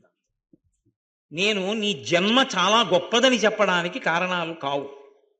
నా దగ్గర ఇంత డబ్బు ఉందండి, వాట్ ఇఫ్ అంటుంటారు చూసారా ఇంగ్లీష్లో, అయితే ఏమిటి, అదో ఈశ్వర కృప అంతే. ఎన్నాళ్ళు నువ్వు ఉన్నన్నాళ్ళు, తర్వాత ఎవరి పూర్వజన్మ పుణ్యక్షయమైందంతే. మంచి అధికారంలో ఉన్నానండి, ఎన్నాళ్ళు ఉంటే 60 ఏళ్ళు, తర్వాత పేరు ముందు ఎక్స్ వస్తుందిగా, మాజీ. మరి ఎప్పటికీ ధరించిపోయేది ఎప్పుడు? ఆఖరికి మాట తడబడిపోతున్నా కూడా కళ్ళు మూసుకుంటే లోపల భగవంతుణ్ణి చూసి తరించిపోగలిగిన స్థితి కలిగితే వాడి జన్మ పండింది. ఈ 4 సారభూతములు. అసారే ఖలు సంసారే సారమే తచ్చతుష్టయం. 4 మొదటిది కాశ్యాం వాసః సతాం సంగో, సత్పురుషుల యొక్క స్నేహం, గంగాభః గంగా స్నానం. 4వది శంభుసేవనం, పరమశివుని యొక్క సేవ. ఆయన ఆలయానికి వెళ్ళడం, ఆయన ఆలయానికి ప్రదక్షిణం చేయడం, ఆయన దేవాలయాన్ని తుడవడం, ఆయన పల్లకి మొయ్యడం, ఆయన వస్త్రములను తుడవడం, ఆయన యొక్క పాత్రల్ని కడగడం, ఇలాంటివి చెయ్యగలిగితే ఆ శంభునికి చేసినటువంటి సేవ సామాన్యంగా పోయేది కాదు. కాబట్టి శంభుసేవనం ఈ 4 చేసినది ఉంటే చెప్పు. అబ్బా నిన్ను కౌగిలించుకోవాలో, నీ కాళ్ళకి దండం పెట్టాలంటాడు.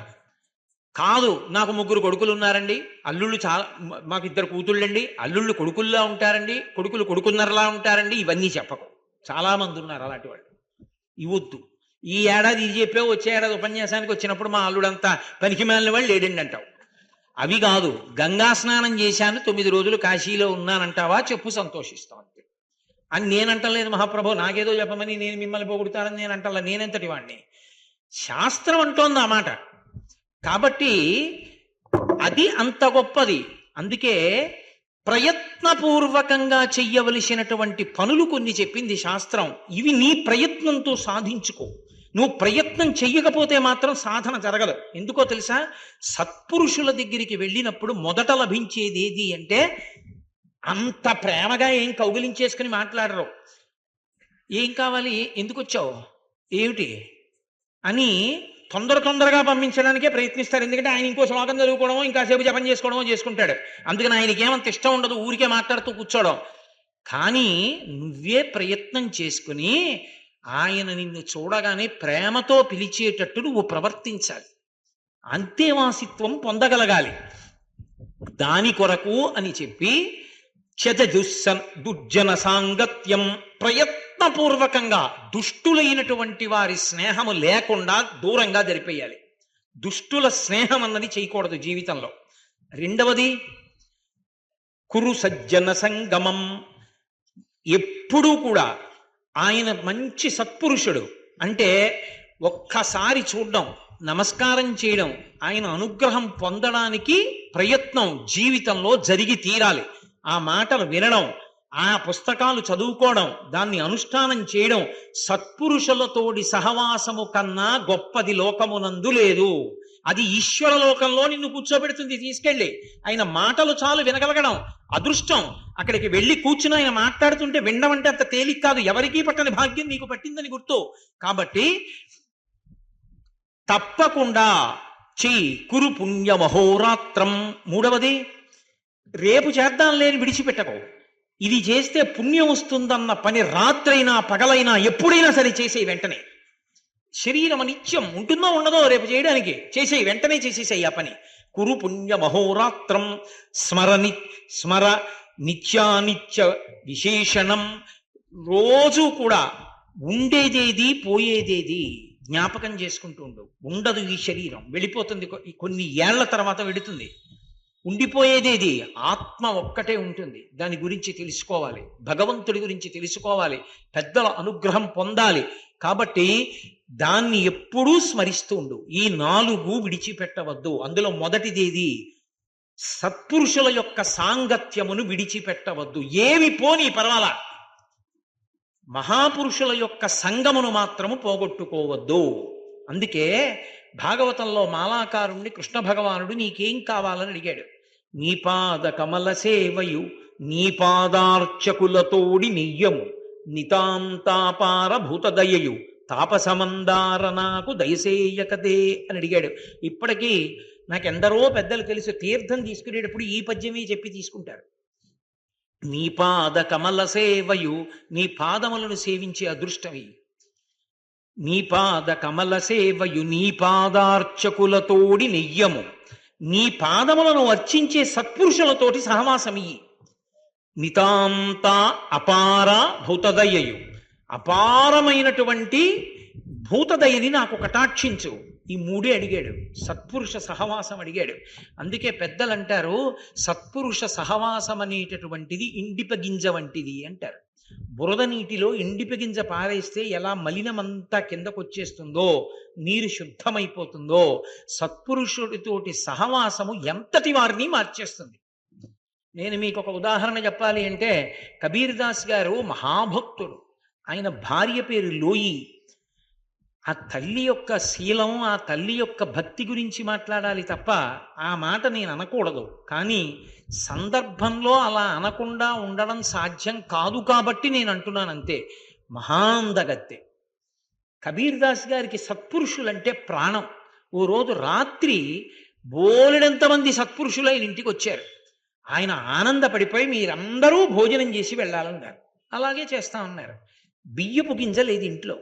ఏం చెయ్యాలో అర్థం కాక ఈ సరుకులన్నీ అమ్మేటటువంటి ఒక వర్తకుడి దగ్గరికి వెళ్ళింది. తులసీ శేఠ్ అని ఆయన దగ్గరికి వెళ్ళింది లోయి. వెళ్ళి, అయ్యా మా ఇంటికి సత్పురుషులు వచ్చారు, వారికి అన్నం పెట్టడానికి, నాకు నా భర్తకి వద్దు, వారికి అన్నం పెట్టడానికి కావలసిన ద్రవ్యం సరుకులు ఇయ్యి అప్పుగా. రేపు ఉదయమే నా భర్త వచ్చి డబ్బు కడతాడు. ఇప్పుడు డబ్బు లేదు, మా దగ్గర ఏం లేదు, సత్పురుషులు అన్నం కోసం చూస్తున్నారండి. ఆయన అన్నాడు, ఇస్తాను సరుకులు, కానీ నువ్వు కూడా నా కోరిక ఇవాళ రాత్రి తీర్చాలి అని అడిగాడు. అంతకన్నా నేను ఇటువంటి పవిత్రమైన సభలో మాట్లాడకూడదు. ఆమె ఒక్క క్షణం తటపటాయించింది. అటు అతిథులకు అన్నం పెట్టకపోతే భర్త గౌరవం పోతుంది, అంగీకరిస్తే తన శీల వైభవమే పోతుంది.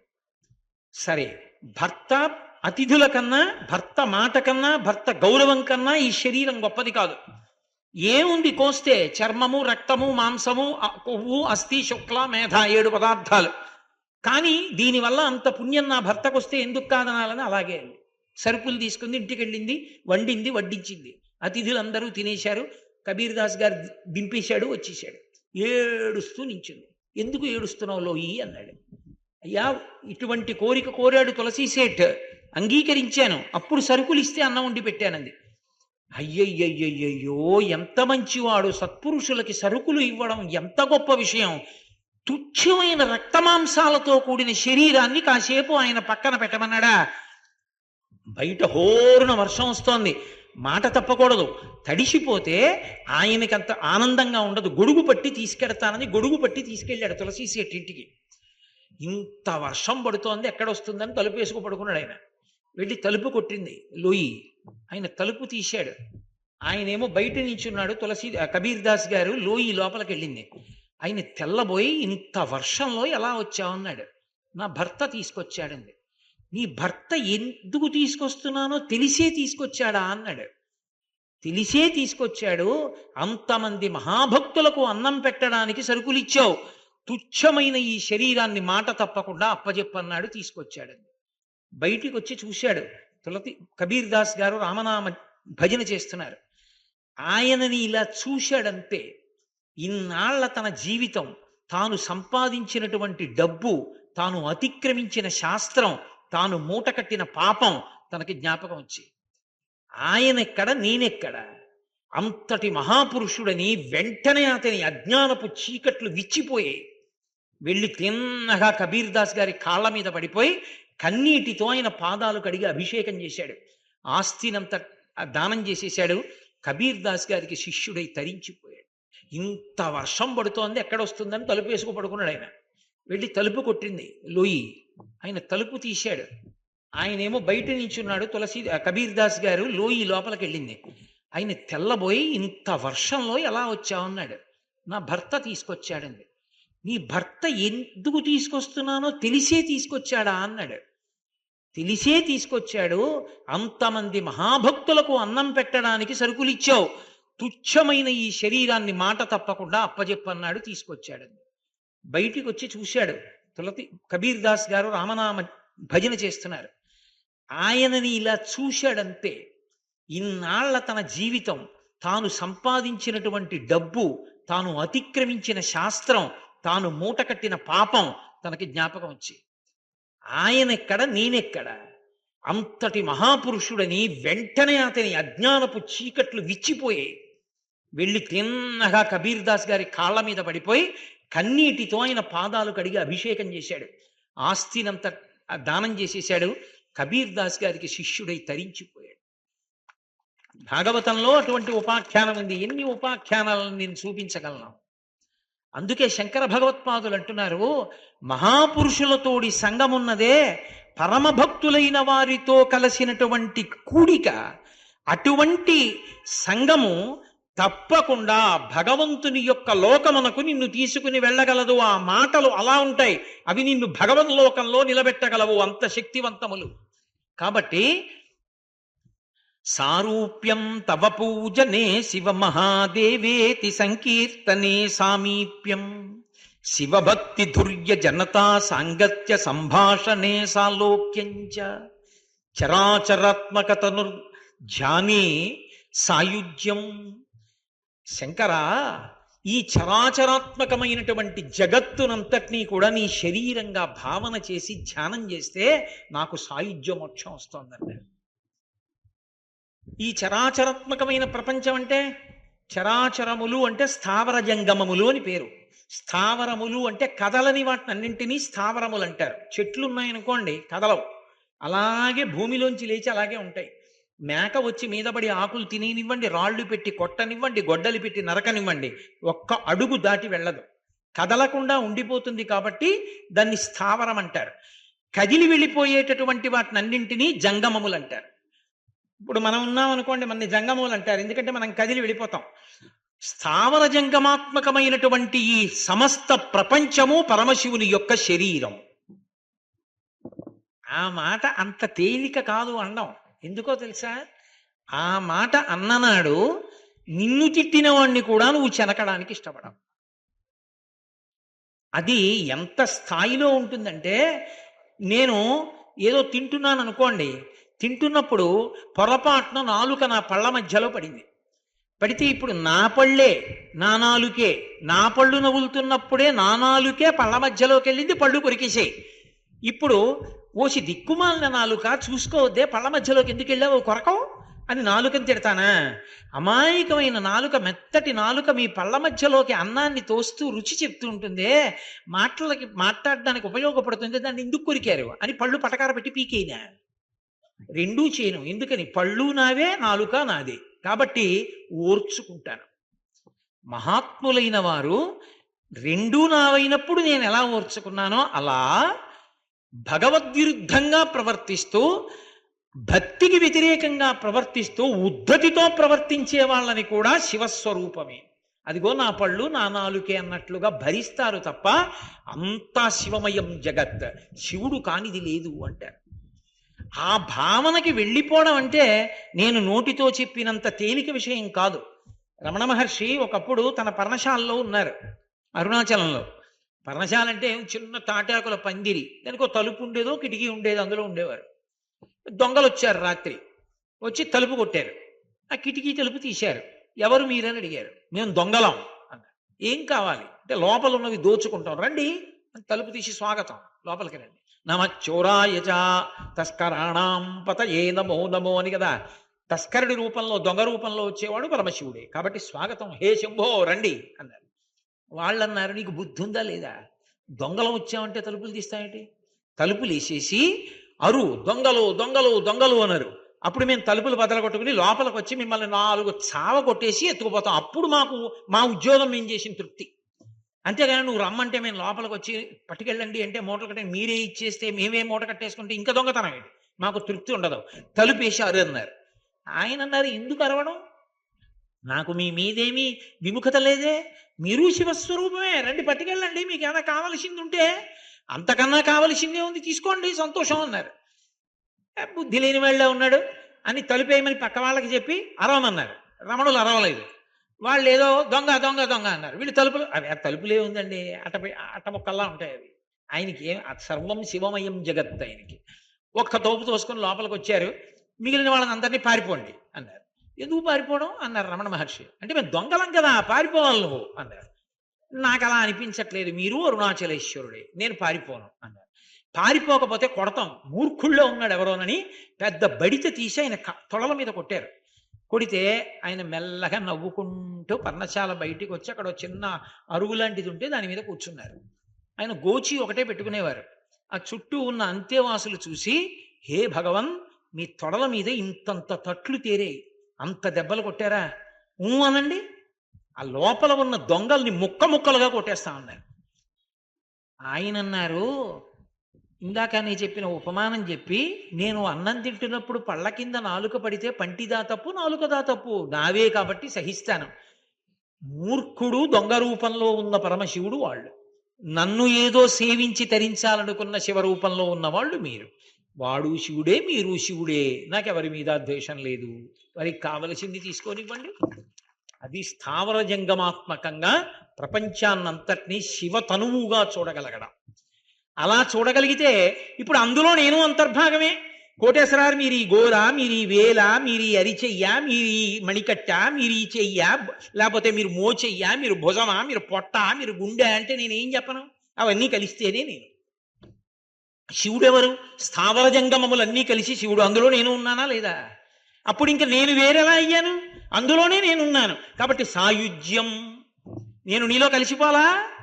కాబట్టి నీలో నేను ఒకడమైపోయాను. శివ, ఈ సమస్త ప్రపంచము కలిపి నువ్వుగా నేను చూసినప్పుడు అందులో నేను ఒకడను కనుక నాకు సాయుధ్యం ఇక్కడే లభించింది.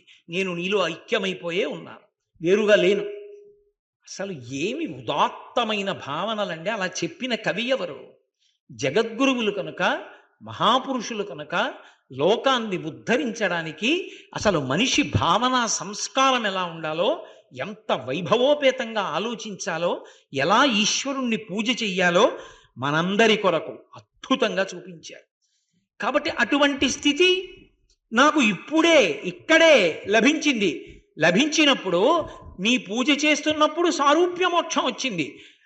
నేను నీకు సంబంధించినటువంటి కీర్తన చేసినప్పుడు నాకు సామీప్యం వచ్చింది.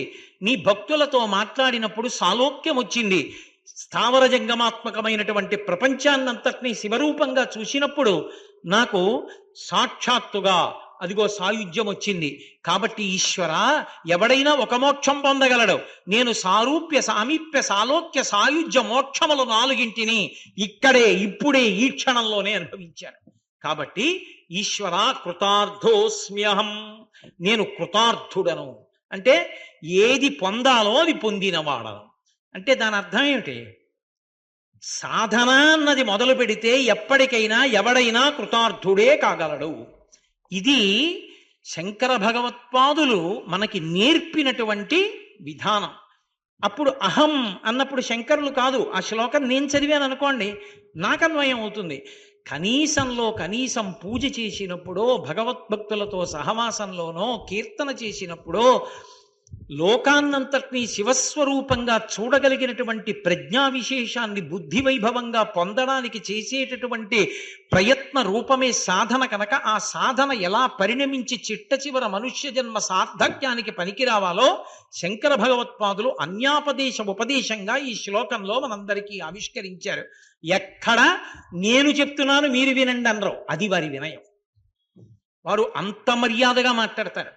నేను ఇంత గొప్పవాణ్ణి, మీకేం తెలియవు, నాకే తెలుసు, నేను అనుభవించాను, మీరు ప్రయత్నించండి, మీరు ఎందుకు పనికొస్తారు, అలా మాట్లాడరు శంకర్లు. వారు మాట్లాడితే అంత లలితమైనటువంటి భాషలో, అంత మర్యాదతో అవతలవాడు పరమ సంతోషాన్ని పొంది తాను కూడా ఆ మార్గంలో ప్రయాణించేటట్లు మాట్లాడతారు. అసలు నిజంగా శంకరుల యొక్క వినయం చూస్తే, అంతటి మహానుభావుడు 32 సంవత్సరముల వయస్సులో ప్రస్థానత్రయానికి భాష్యమిచ్చి, వ్యాసమహర్షి దర్శనం చేసి, వ్యాసుడితో సంవాదం చేసి, బ్రహ్మసూత్రాల వంటి వాటికి కూడా భాష్యాన్ని ప్రచారం చేసి ఎన్నో స్తోత్రాలనిచ్చి కైలాసానికి వెళ్ళి 5 లింగాలు తెచ్చి అమ్మవారి అనుగ్రహంగా సౌందర్యలహరి తెచ్చి ఎన్నో చోట్ల దేవాలయాలలో ఉన్నటువంటి మూర్తుల తేజస్సు ఎక్కువైతే ఆ తేజస్సుని తగ్గించి మళ్ళీ వాటిని ప్రసన్న రూపాలుగా ఉండేటట్టుగా అనుగ్రహించి ఎన్నో విషయాలు మనకి నేర్పినటువంటి శంకర భగవత్పాదులు ఏదైనా మాట్లాడినప్పుడు నిజంగా నేనింతటి వాణ్ణన్న మాట ఒక్క చోట అనరు. ఎంత వినయంగా మాట్లాడతారో. అసలు వినయంగా ఉండడము అంటే శంకరాచార్యుల వారి యొక్క మాటలు చూసి నేర్చుకోవాలి. అంతటా ఆయన అలా మాట్లాడితే నా బతుక్కి నాకేమొచ్చని నేను పెద్ద అహంకారంతో మాట్లాడను అనిపిస్తుంది. ఒక్క పుస్తకం రాస్తాడు, ఎంత విరగబాటు, యుక్తాయుక్త విచక్షణ ఉండదు ప్రవర్తనకి. ఎందుకు ఆ అహంకారం? శంకర భగవత్పాదుల్ని చూసి నేర్చుకోవాలి ఎలా బతకాలో, వినయం అంటే ఎలా ఉండాలో తెలుసుకోవాలి. ఒక చోట అంటారు ఆయన, స్మృతౌ శాస్త్రే వైద్యే శకున కవిత గాన పండితౌ పురాణే మంత్రే వా స్తుతి నటన హాస్యేష్వ చతుర కథం రాజ్ఞాం ప్రీతిర్భవతి మయి కోహం పశుపతే పశుం మాం సర్వజ్ఞ ప్రథిత కృపయా పాలయ విభో అంటారు. ప్రథిత అంటారు. ప్రథిత అంటే సర్వజ్ఞుడా, అన్నీ తెలిసిన్నవాడా, ఓ ప్రభో, పరమశివ, సర్వవ్యాపక, విభూ అంటే తండ్రి, శివ అని పిలిచి ఒక మాట చెప్తున్నారు. ఈశ్వర, నన్ను రాజులు ఎవరు మెచ్చుకోరు. ఎందుకు మెచ్చుకోరో తెలుసా? స్మృతౌ, నాకేం స్మృతులు రావు. శంకరాచార్యుల వారికి రాంది. ఆయనే నడిచి వెళ్ళినటువంటి సరస్వతీ స్వరూపం. అసలు ఆ మాటకొస్తే సరస్వతీదేవిని వనదుర్గ మంత్రాలతో కట్టి శృంగేరిలో ప్రతిష్ఠ చేసిన మహాపురుషులు. అటువంటి శంకరాచార్యుల వారికి స్మృతి తెలీదా? కానీ ఆయన వినయం అటువంటిది. నాకేం తెలుసు అంటారు. నిజంగా ఆయన అన్నీ తెలుసున్నవాడు అని ఎప్పుడు అనాలంటే, నాకేం తెలుసండి అన్నవాడెవడో వాడు వినయం ఉన్నవాడు. అందుకే శాస్త్రంలో గురు శిష్యులకు 2 పేర్లు ఉన్నాయి. గురువుని వినేయుడు అంటారు, శిష్యుణ్ణి వినీతుడు అంటారు. చదువు నేర్పి వదిలేయడం కాదు, వినయంగా ఉండడం నేర్పాలి శిష్యుడికి. వినయం గురువు గారి దగ్గర నేర్చుకున్నాడు కాబట్టి వినీతుడు. గురువు గారు వినయాన్ని నేర్పి తన గురువు దగ్గర అంత వినయంగా ఉంటారు కాబట్టి వినేయుడు. అసలు ఆ వినయం లేని విద్య పనికి మాలిన విద్య. అందుకే స్మృతౌ, ఈశ్వర నాకు స్మృతులేం తెలుసు. స్మృతులంటే వేదంలో ఉండేటటువంటి మంత్రాలనే క్రోడీకరించి మహర్షులు స్మృతులుగా తీసుకొస్తారు. గౌతమ స్మృతి, యాజ్ఞవల్క స్మృతి, అత్రి స్మృతి, మనుస్మృతి, ఇలా స్మృతి గ్రంథాలు వస్తాయి. కాళిదాస మహాకవి అంటాడు, శృతేరివార్ధం స్మృతిరన్వగచ్చత్ అంటాడు. ఆవు వెంట దూడ ఎలా వెడుతుందో వేదం వెంట స్మృతి అలా నడుస్తుంది. కాబట్టి నాకు ఆ స్మృతులు రావు. శాస్త్రే, శాస్త్రం అంటే శాసనాత్ శంసనాత్ ఇది శాస్త్రం, భయపడకుండా రాజశాసనంలా చెప్తుంది. అంటే వేదం. నాకు వేదమేం తెలియదు. శంకరాచార్యుల వారికి తెలియదు వేదం, ఆయనకి తెలియని విషయమా? కానీ నాకేమొచ్చు అంటారు. శాస్త్రే వైద్యే, కొంతమందికి వైద్యశాస్త్రం వస్తుంది. వైద్యశాస్త్రం వస్తే రాజులు పెద్దవాళ్ళు పిలిచి ఏమైనా వైద్యం చేయించుకుని గౌరవిస్తారు. నాకు ఆ వైద్యశాస్త్రము రాదు. శంకర భగవత్పాదులంతటి మహానుభావుడు చెప్తున్న మాట, స్మృతౌ శాస్త్రే వైద్యే శకున కవిత గాన పండితౌ. నాకు శకున శాస్త్రం రాదు. ఒక్కొక్కడు ఏదో ఏమండి పిల్లి ఇలా పరిగెత్తింది, ఏమైనా అవుతుందా అంటే పిల్లి ఇలా పరిగెత్తిందా అని ఆ పక్షిని బట్టి, మృగాన్ని బట్టి, దాన్ని బట్టి, శకునాన్ని బట్టి శాస్త్రం చెప్తారు. అది ఏం మామూలుదనుకోకండి. శకున శాస్త్రం ఏమిటండి అనకండి. మీరు రామాయణాది కావ్యములను పరిశీలించండి. శకున శాస్త్రం ఎంత పరమ సత్యమో మీకు అర్థమవుతుంది. అసలు మనం ఏమీ చదవకుండా, మనం దాని గురించి ఏమీ తెలుసుకోకుండా, మన నోటికి వచ్చింది కదా అని, పరమేశ్వరుడు నోరిచ్చాడు కదా అని తీర్పు చెప్పి మాట్లాడకూడదు. నువ్వు ఆ శాస్త్రం ఏమైనా చదివావా? వైద్యశాస్త్రం డొల్ల అనడానికి నువ్వు చదివావా వైద్యశాస్త్రం? రామాయణం డొల్ల, నువ్వు చదివావా రామాయణం? అసలు నువ్వు చదివితే కదా అది అది ఎంతవరకు గొప్పదో చెప్పడానికి. నువ్వు ఏమీ చదవకుండా తీర్పు చెప్తే అంతకన్నా అసహ్యకరమైన విషయం లోకంలో ఇంకోటి ఉంటుందా? శకున శాస్త్రం ఏమిటండి? ఉత్తిది. ఉత్తిది ఏంటంటే శాస్త్రం నువ్వు ఎప్పుడైనా చదివావా? అసలు శకున శాస్త్రం మీ ఇంట్లో ఉందా? ఎక్కడుందో పుస్తకం నీకు తెలుసా? మరి నువ్వు ఎందుకు మాట్లాడతావు ఎక్కువ? ఇవాళ లోకంలో ఏర్పడిపోయిన పోకడ ఇది. కాబట్టి శకునము రామాయణంలో మీరు పరిశీలిస్తే, రాక్షసులు రావణాసురుని యొక్క కుమారులు మొదలైన వారు యుద్ధానికి బయలుదేరినప్పుడు ఎన్నెన్ని శకునములు కనబడ్డాయో చెప్తారు మహర్షి. ఆ శకునములు కనబడితే ఇక వెనక్కి వెళ్ళడం అంతఃపురంలోకి. రాముడు యుద్ధానికి బయలుదేరితే ఏ శకునాలు కనబడ్డాయో చెప్తారు. మీరు ఏ పురాణం చూడండి, రాక్షసుడు పుడితే శకునం చెప్తారు, పరమాత్మ అవతార స్వీకారం చేస్తే శకునాలు చెప్తారు. శకునమునకు ఖచ్చితంగా ఫలితం ఉంటుంది. ఆ శకున శాస్త్రం నాకు రాదు, శంకరులు అంటున్నమాట. కాబట్టి శకున కవిత, కవిత్వం చెప్పడం రాదు, ఛందోబద్ధంగా 4 పద్యాలు రాయడం నాకు రాదు అని ఎవరు? శివానంద లహరి రాసిన శంకరాచార్యులు వారు. ఆయన వినయం అటువంటిది. శకున కవిత గాన పండితం, మంచి పాట పాడడం అది రాదు అంటున్నారు. కానీ నిజంగా శంకరాచార్యుల వారికి ఎంత సంగీత శాస్త్రం వచ్చో తెలుసుకోవాలంటే సౌందర్యలహరి చదివితే తెలుస్తుంది ఆయనకి ఎంత సంగీత శాస్త్రం వచ్చో. గాన పండితం, వేదిక నెక్కి 4 మాటలు మాట్లాడడం, భూపసభాంతరాళమున పుష్కళ వాక్చతురత్వమాజి బాహాపట శక్తియున్ యశమునందనురక్తియు ప్రకృతి సిద్ధగుణంబులు సజ్జనాళికిన్నంటాడు భర్తృహరి. లోపల ఎన్ని విషయాలున్నా పెద్ద సభకొచ్చి కూర్చుని మాట్లాడుతున్నప్పుడు పుష్కళమైనటువంటి వాక్చతురత్వము కలిగి ఉండాలి అంటే అదో పరమేశ్వరుడు యొక్క అనుగ్రహం. శంకర నాకు సభల్లో మాట్లాడడం రాదు, ఒక్క మాట పెగలదు. ఎవరు ఆ మాట అంటున్నది? ఆసేతు హిమాచల పర్యంతము భారతదేశమంతా 3 మాటలు పాదచారి అయి పర్యటించి అవైదికమైన వాదనలను ఖండించి సరస్వతీదేవితో వాదించి గెలిచి సర్వజ్ఞ పీఠారోహణం చేసిన శంకర భగవత్పాదులు నాకేం రాదని చెప్తున్నారు. నాకేం మాట్లాడడం రాదు. శకున కవిత గాన పండితౌ పురాణే మంత్రే వాస్తుతి నటన హాస్యేష్వ చతుర్రః. పోనీ పురాణం వచ్చా? నాకు అది రాదు, పురాణం చెప్పడము రాదు, నేను ఏ పురాణం చదువుకోలేదు. శంకరాచార్యుల వారా చదువుకోండి. మంత్రేవా, పోనీ ఏమైనా మంత్రాలు వచ్చా నాకు? ఆ మంత్రాన్ని అనుసంధానం చేసి ఏమైనా ఫలితాన్ని సాధించడం వచ్చా? ఒక్కొక్క దానికి ఒక్కొక్క ప్రక్రియ ఉంటుంది. ఇందాక నేను మీతో మనవి చేశానే, రుద్రము జపం చేయవచ్చు అని. చంద్రశేఖర భారతీ స్వామి వారు ఒకప్పుడు చెప్పారు, ఎందుకురా బెంగ పెట్టుకుంటావు, ఇక్కడ కూర్చుని జపం చేసి తీర్థం మీ ఆవిడికి ఇస్తున్నానని విడిచిపెట్టు, అనారోగ్యం తగ్గుతుందన్నారు. ఒక బ్రాహ్మణుడు అక్కడ రుద్రాధ్యాయాన్ని జపం చేసి భార్యకి ఇస్తున్నానని నీళ్లు విడిచిపెట్టేవాడు 3 మాటలు. ఆవిడ పుచ్చుకుంటోందని ఇంట్లో ఉన్న ఆవిడికి జబ్బు తగ్గింది. నీకు అలా చెయ్యడం వస్తేను. కాబట్టి మంత్రేవా, నాకు ఏ మంత్రము చేత కాదు. స్తుతి, పోని పొగడ్డం అది రాదు. పొగడ్డం ఎందుకండి? పొగడ్డం పొరపాటు కదా, అనవసరంగా అవతల వాడిని పొగిడితే అసలు ఏదైనా ఒక మాదక ద్రవ్యం పుచ్చుకున్నాడు అనుకోండి, 1 గంట 2 రోజులో 3 రోజులో ఉంటుంది మత్తు. బతికున్నన్నాళ్ళు మత్తులో ఉండి గోతులో పడిపోయేటట్టుగా చేసేది ఏదంటే పొగట్టే. ఒక్కసారి పొగుడు చేశారనుకోండి, ఇహ వాడి సంగతి చూడక్కర్లేదు, వాడు పాడైపోతాడు. అందుకే చాలా క్రమశిక్షణతో జీవనం గడుపుతున్నటువంటి బ్రాహ్మణుణ్ణి పాడు చేయాలంటే ఏం చెయ్యాలని అడిగారు. ఒక్క సన్మానం చేసి సన్మాన పత్రం ఇచ్చేయండి అన్నారు, చాలు, పాడైపోతారు. కాబట్టి స్తుతి, పొగడ్డం రాదు. మరి పొగడ్డం ఎందుకు? అలా ఎవరైనా పొగడచ్చా? తప్పు కదా. మరి శంకరాచార్యుల వారు నాకు పొగడ్డం రాదని ఎందుకు అనాలి? అంటే పొగడడం కోసమే 2 ఉద్యోగాలు ఉంటాయి రాజుగారి దగ్గర. ఒకడిని వంది, ఒకడిని మాగధి అంటారు. వాళ్ళిద్దరూ ఏం చేస్తూ ఉంటారంటే ప్రభువుని స్తోత్రం చేస్తారు. వాళ్ళు ఉత్తినే అదే పనిగా అక్కర్లేకుండా స్తోత్రం చేయరు.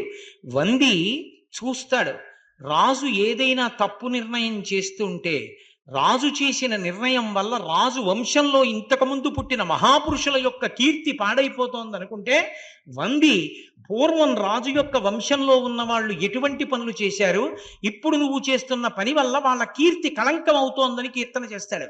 వెంటనే ఓ నా పూర్వుల యొక్క కీర్తి పోతోందని రాజు ఆ నిర్ణయం చేయడు. వంది రాజు యొక్క వంశాన్ని వాళ్ళు చేసిన మంచి పనులను తెలుసుకుని రాజు తప్పటడుగు వేయకుండా స్తోత్రం చేస్తూ రక్షిస్తాడు. మాగధి అని ఉంటాడు. మాగధి రాజు చేస్తున్న నిర్ణయం వల్ల దేశ ప్రజలకు ఏదైనా ఇబ్బంది కలుగుతుంది అంటే స్తోత్రపాఠం చేస్తూనే ఆ చేసిన పని వల్ల ప్రజలకి ఇబ్బంది ఎలా వస్తుందో చెప్తాడు. చెప్తే ఓ నేను ఇది చెయ్యకూడదని రాజు నిర్ణయాన్ని సవరించుకుంటాడు. స్తోత్ర రూపంలో రాజు తప్పటడుగు లేకుండా చూడ్డానికి 2 ఉంటారు స్తుతిపాఠానికి, వంది మాగధి. అంతేగాని వాళ్ళిద్దరూ ఉత్తినే అదే పనిగా స్తోత్రం చేయడానికి ఏమి ఉండరు. వాళ్ళు రాజు పాడవకుండా కాపాడతారు వాళ్ళిద్దరు. అందుకని అది స్తుతి. అది చేయడం అంటే అశిధారావ్రతం అంత తేలికైనటువంటి విషయం కాదు. అది కత్తుల మీద నడక. రాజు దగ్గర అంత జాగ్రత్తగా మాట్లాడాలి, రాజు తప్పు చేయకుండా చూసుకుంటూ ఉండాలి. అలా స్తుతి చేయడం నాకు రాదు.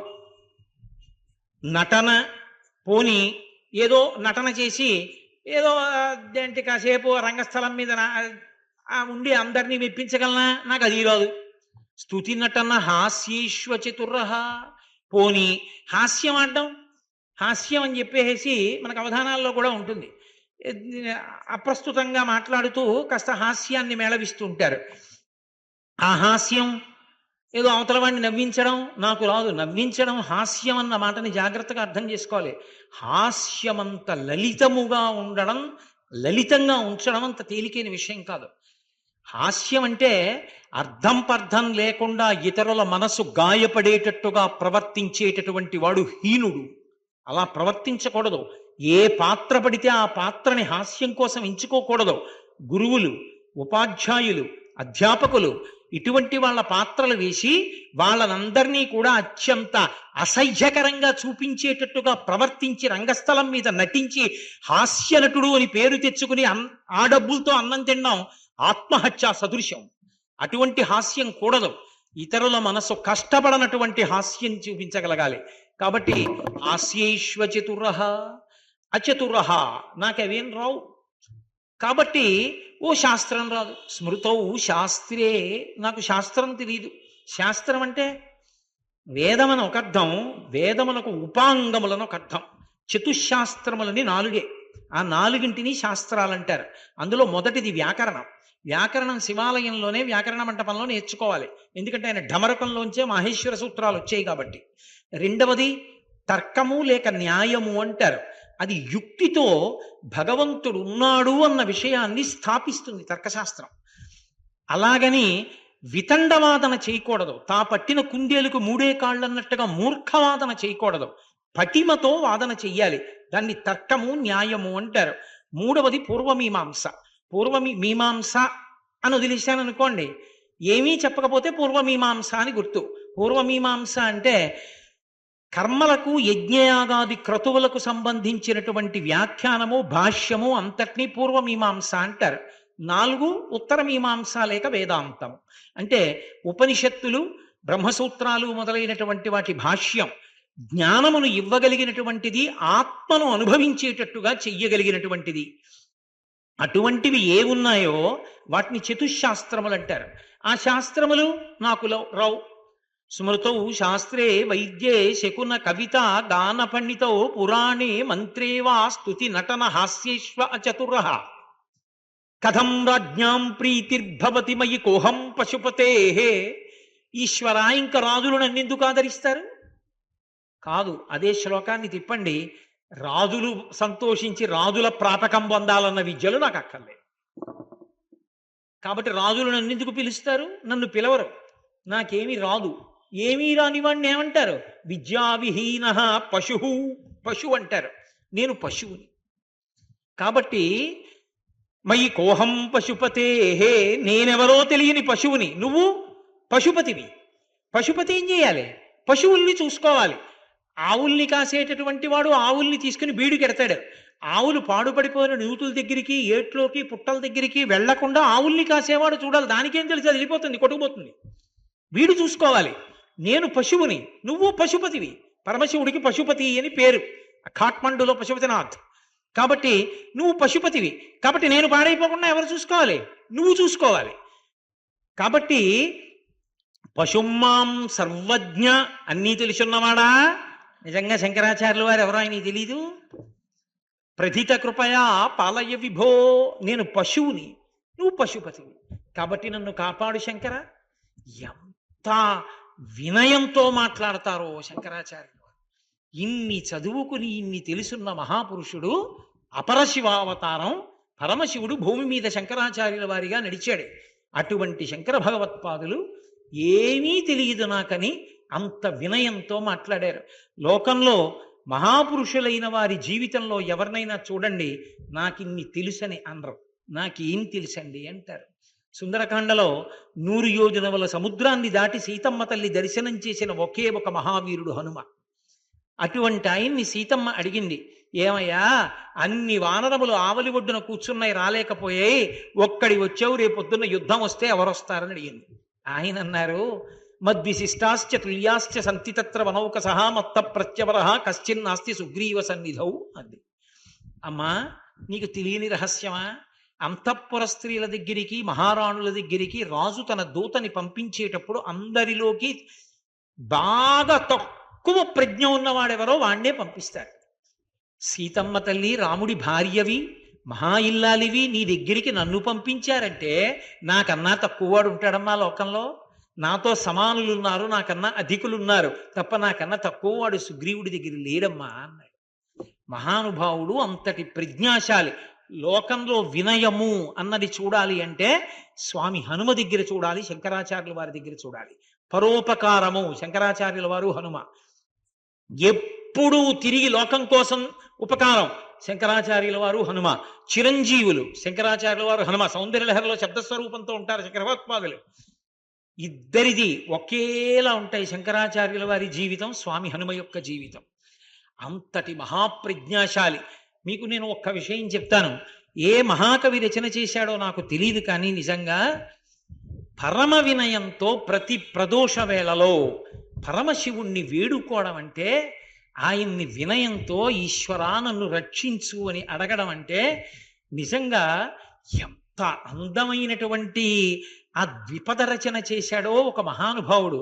ఆ రచయిత పేరు కోసం నేను ఎంత ప్రయత్నించానో నాకు ఎక్కడా దొరకలేదు. ఇది మా గురుదేవులు చదువుతూ ఉంటారు. మా గురువు గారు చదువుతుంటే కళ్ళంబట ఇలా నీళ్లు కారిపోతాయి. అంత గొప్పగా చదువుతారు. నేను వారి దగ్గర విని ఇంటి దగ్గర చదువుకుంటూ, ఇది చాలా మందికి అందాలే, ఈ రచయిత ఎవరో తెలియట్లేదని అయ్యప్ప స్వామి దేవాలయంలో శివమహాపురాణం ప్రవచనాలు చేసే రోజుల్లో ఇవి కొన్ని వేల ఆ పుస్తకాలు ముద్రణ చేసి ఆ రోజుల్లో భక్తులందరికీ అందించడం జరిగింది. అందులో పరమశివుణ్ణి ఉద్దేశించి భక్తుడు చెప్పుకున్నటువంటి ఆవేదన, ఆర్తి ఎంత గొప్పగా రచన చేశాడో. ఇది చదవడానికి సంస్కృతం పెద్ద ఏదో వ్యాకరణంతో కూడుకున్నటువంటి భాష అక్కర్లేదు, అంత తేలికగా రచన చేశాడు.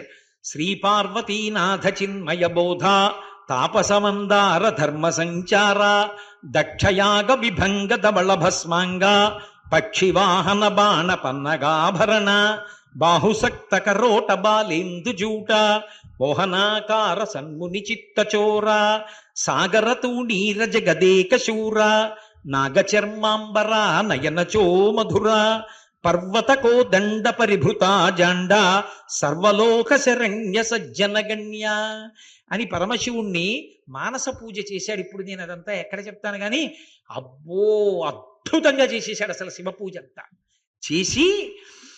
చపలట మానుటే ఛత్రంపు బుద్ధి, రాజోపచారాలు చేస్తాం కాదు, స్వామికి గొడుగు పడతాం. బయట గొడుగు పట్టడం కాదు శంకరా, చపలత్వం మానడమే నిజమైన గొడుగు పట్టడం.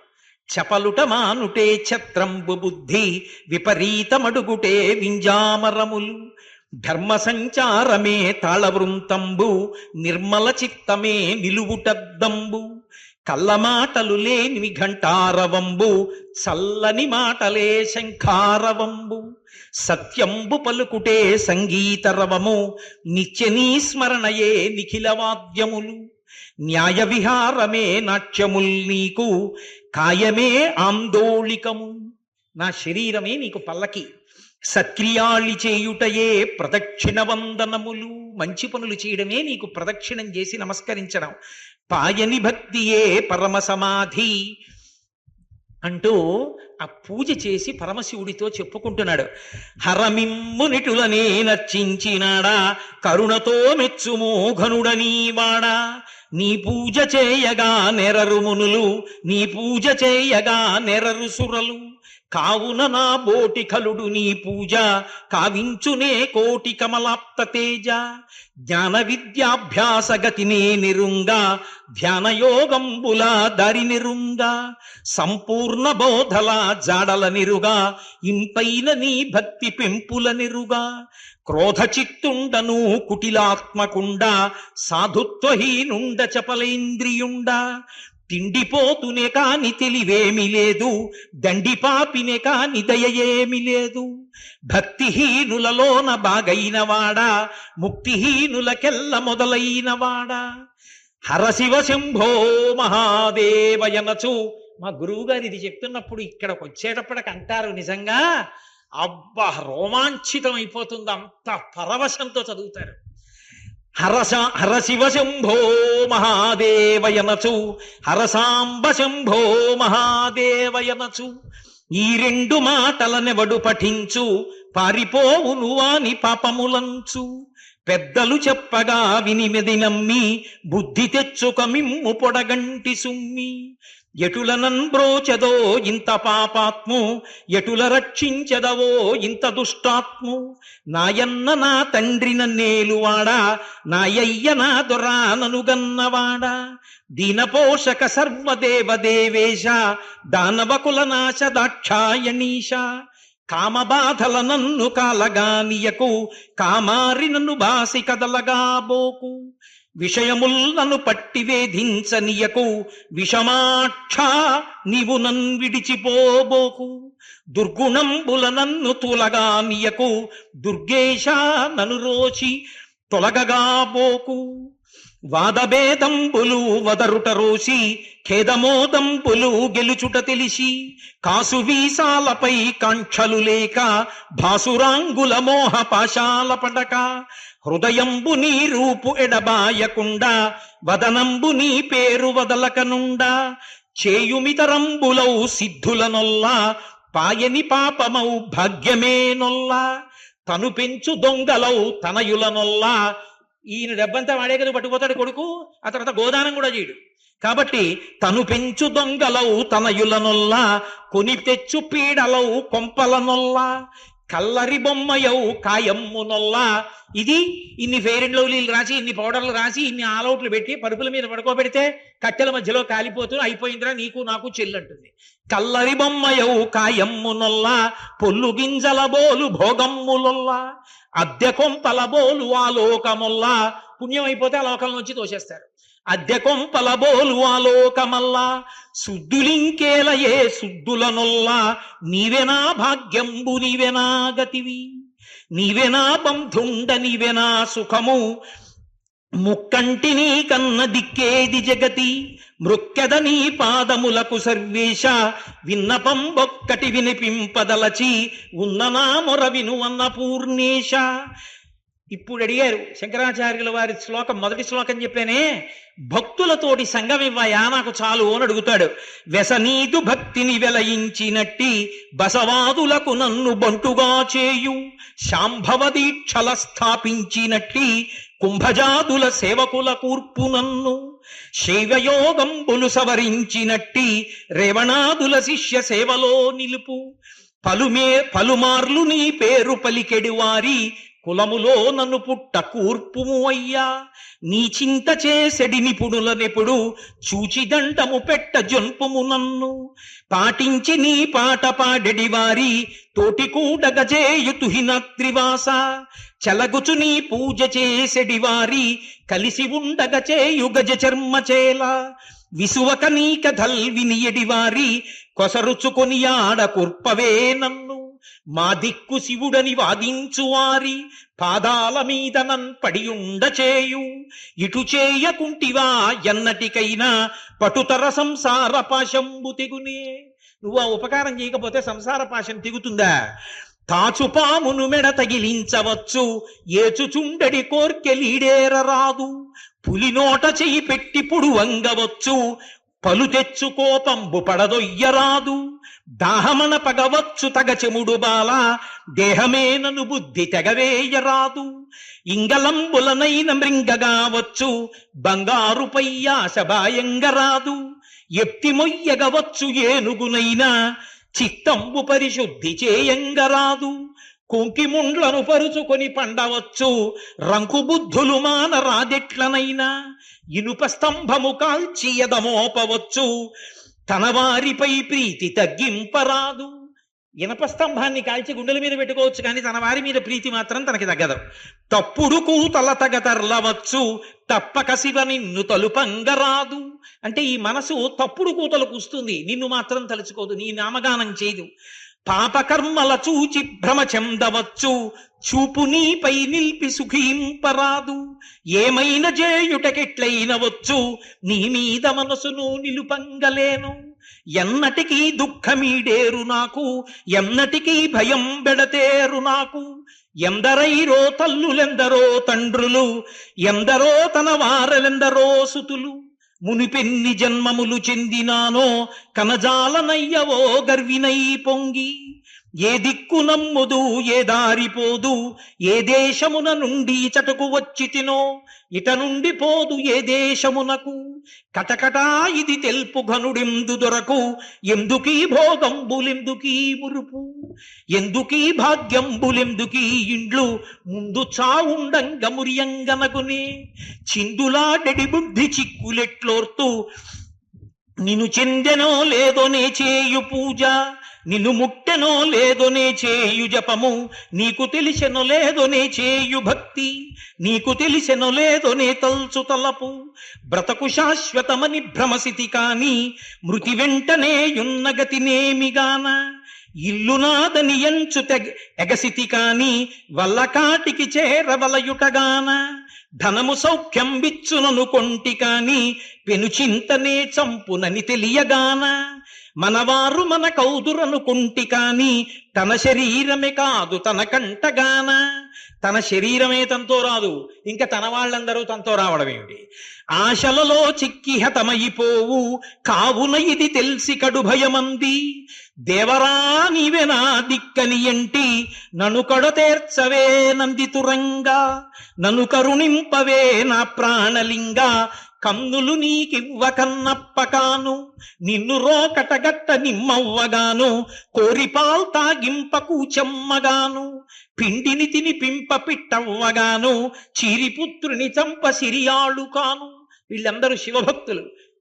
పరమశివుణ్ణి కట్టి నిలబెట్టేశారు కాబట్టి చీరిపుత్రుని చంప సిరియాళ్ళు కాను. బంటుగా నిన్ను చేయబానుండకాను, కుంటెన జేయింప గురుకులన్ కాను. తాండవం బాడింప చెండికన్ కాను. ఒప్పెనో నా భక్తి తప్పెనో తెలియ, తప్పులెంచకుమయ్య తండ్రివి కాన.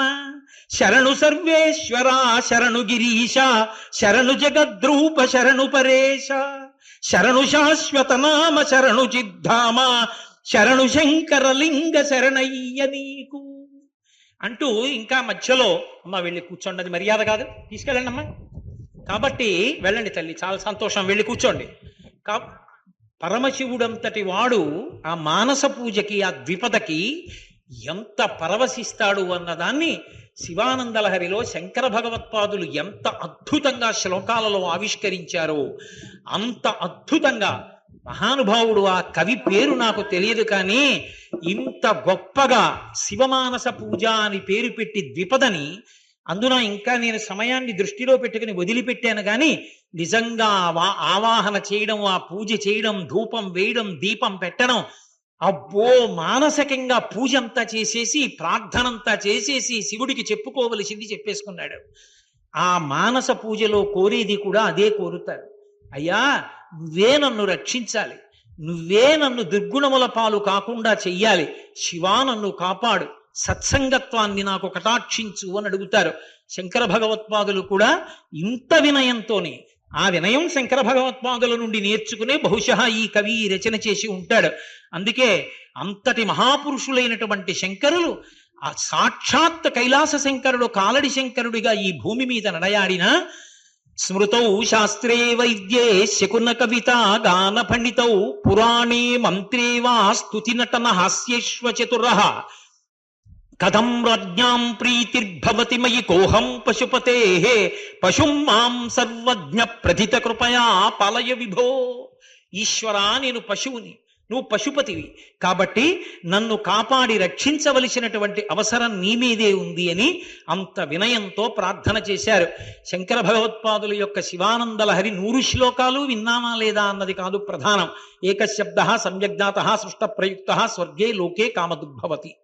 ఒక్క మాట పరమభక్తితో తెలుసుకుని ఆచరించినంత మాత్రం చేత భగవంతుణ్ణి చేరుకోవడానికి అది మార్గం అవుతుంది.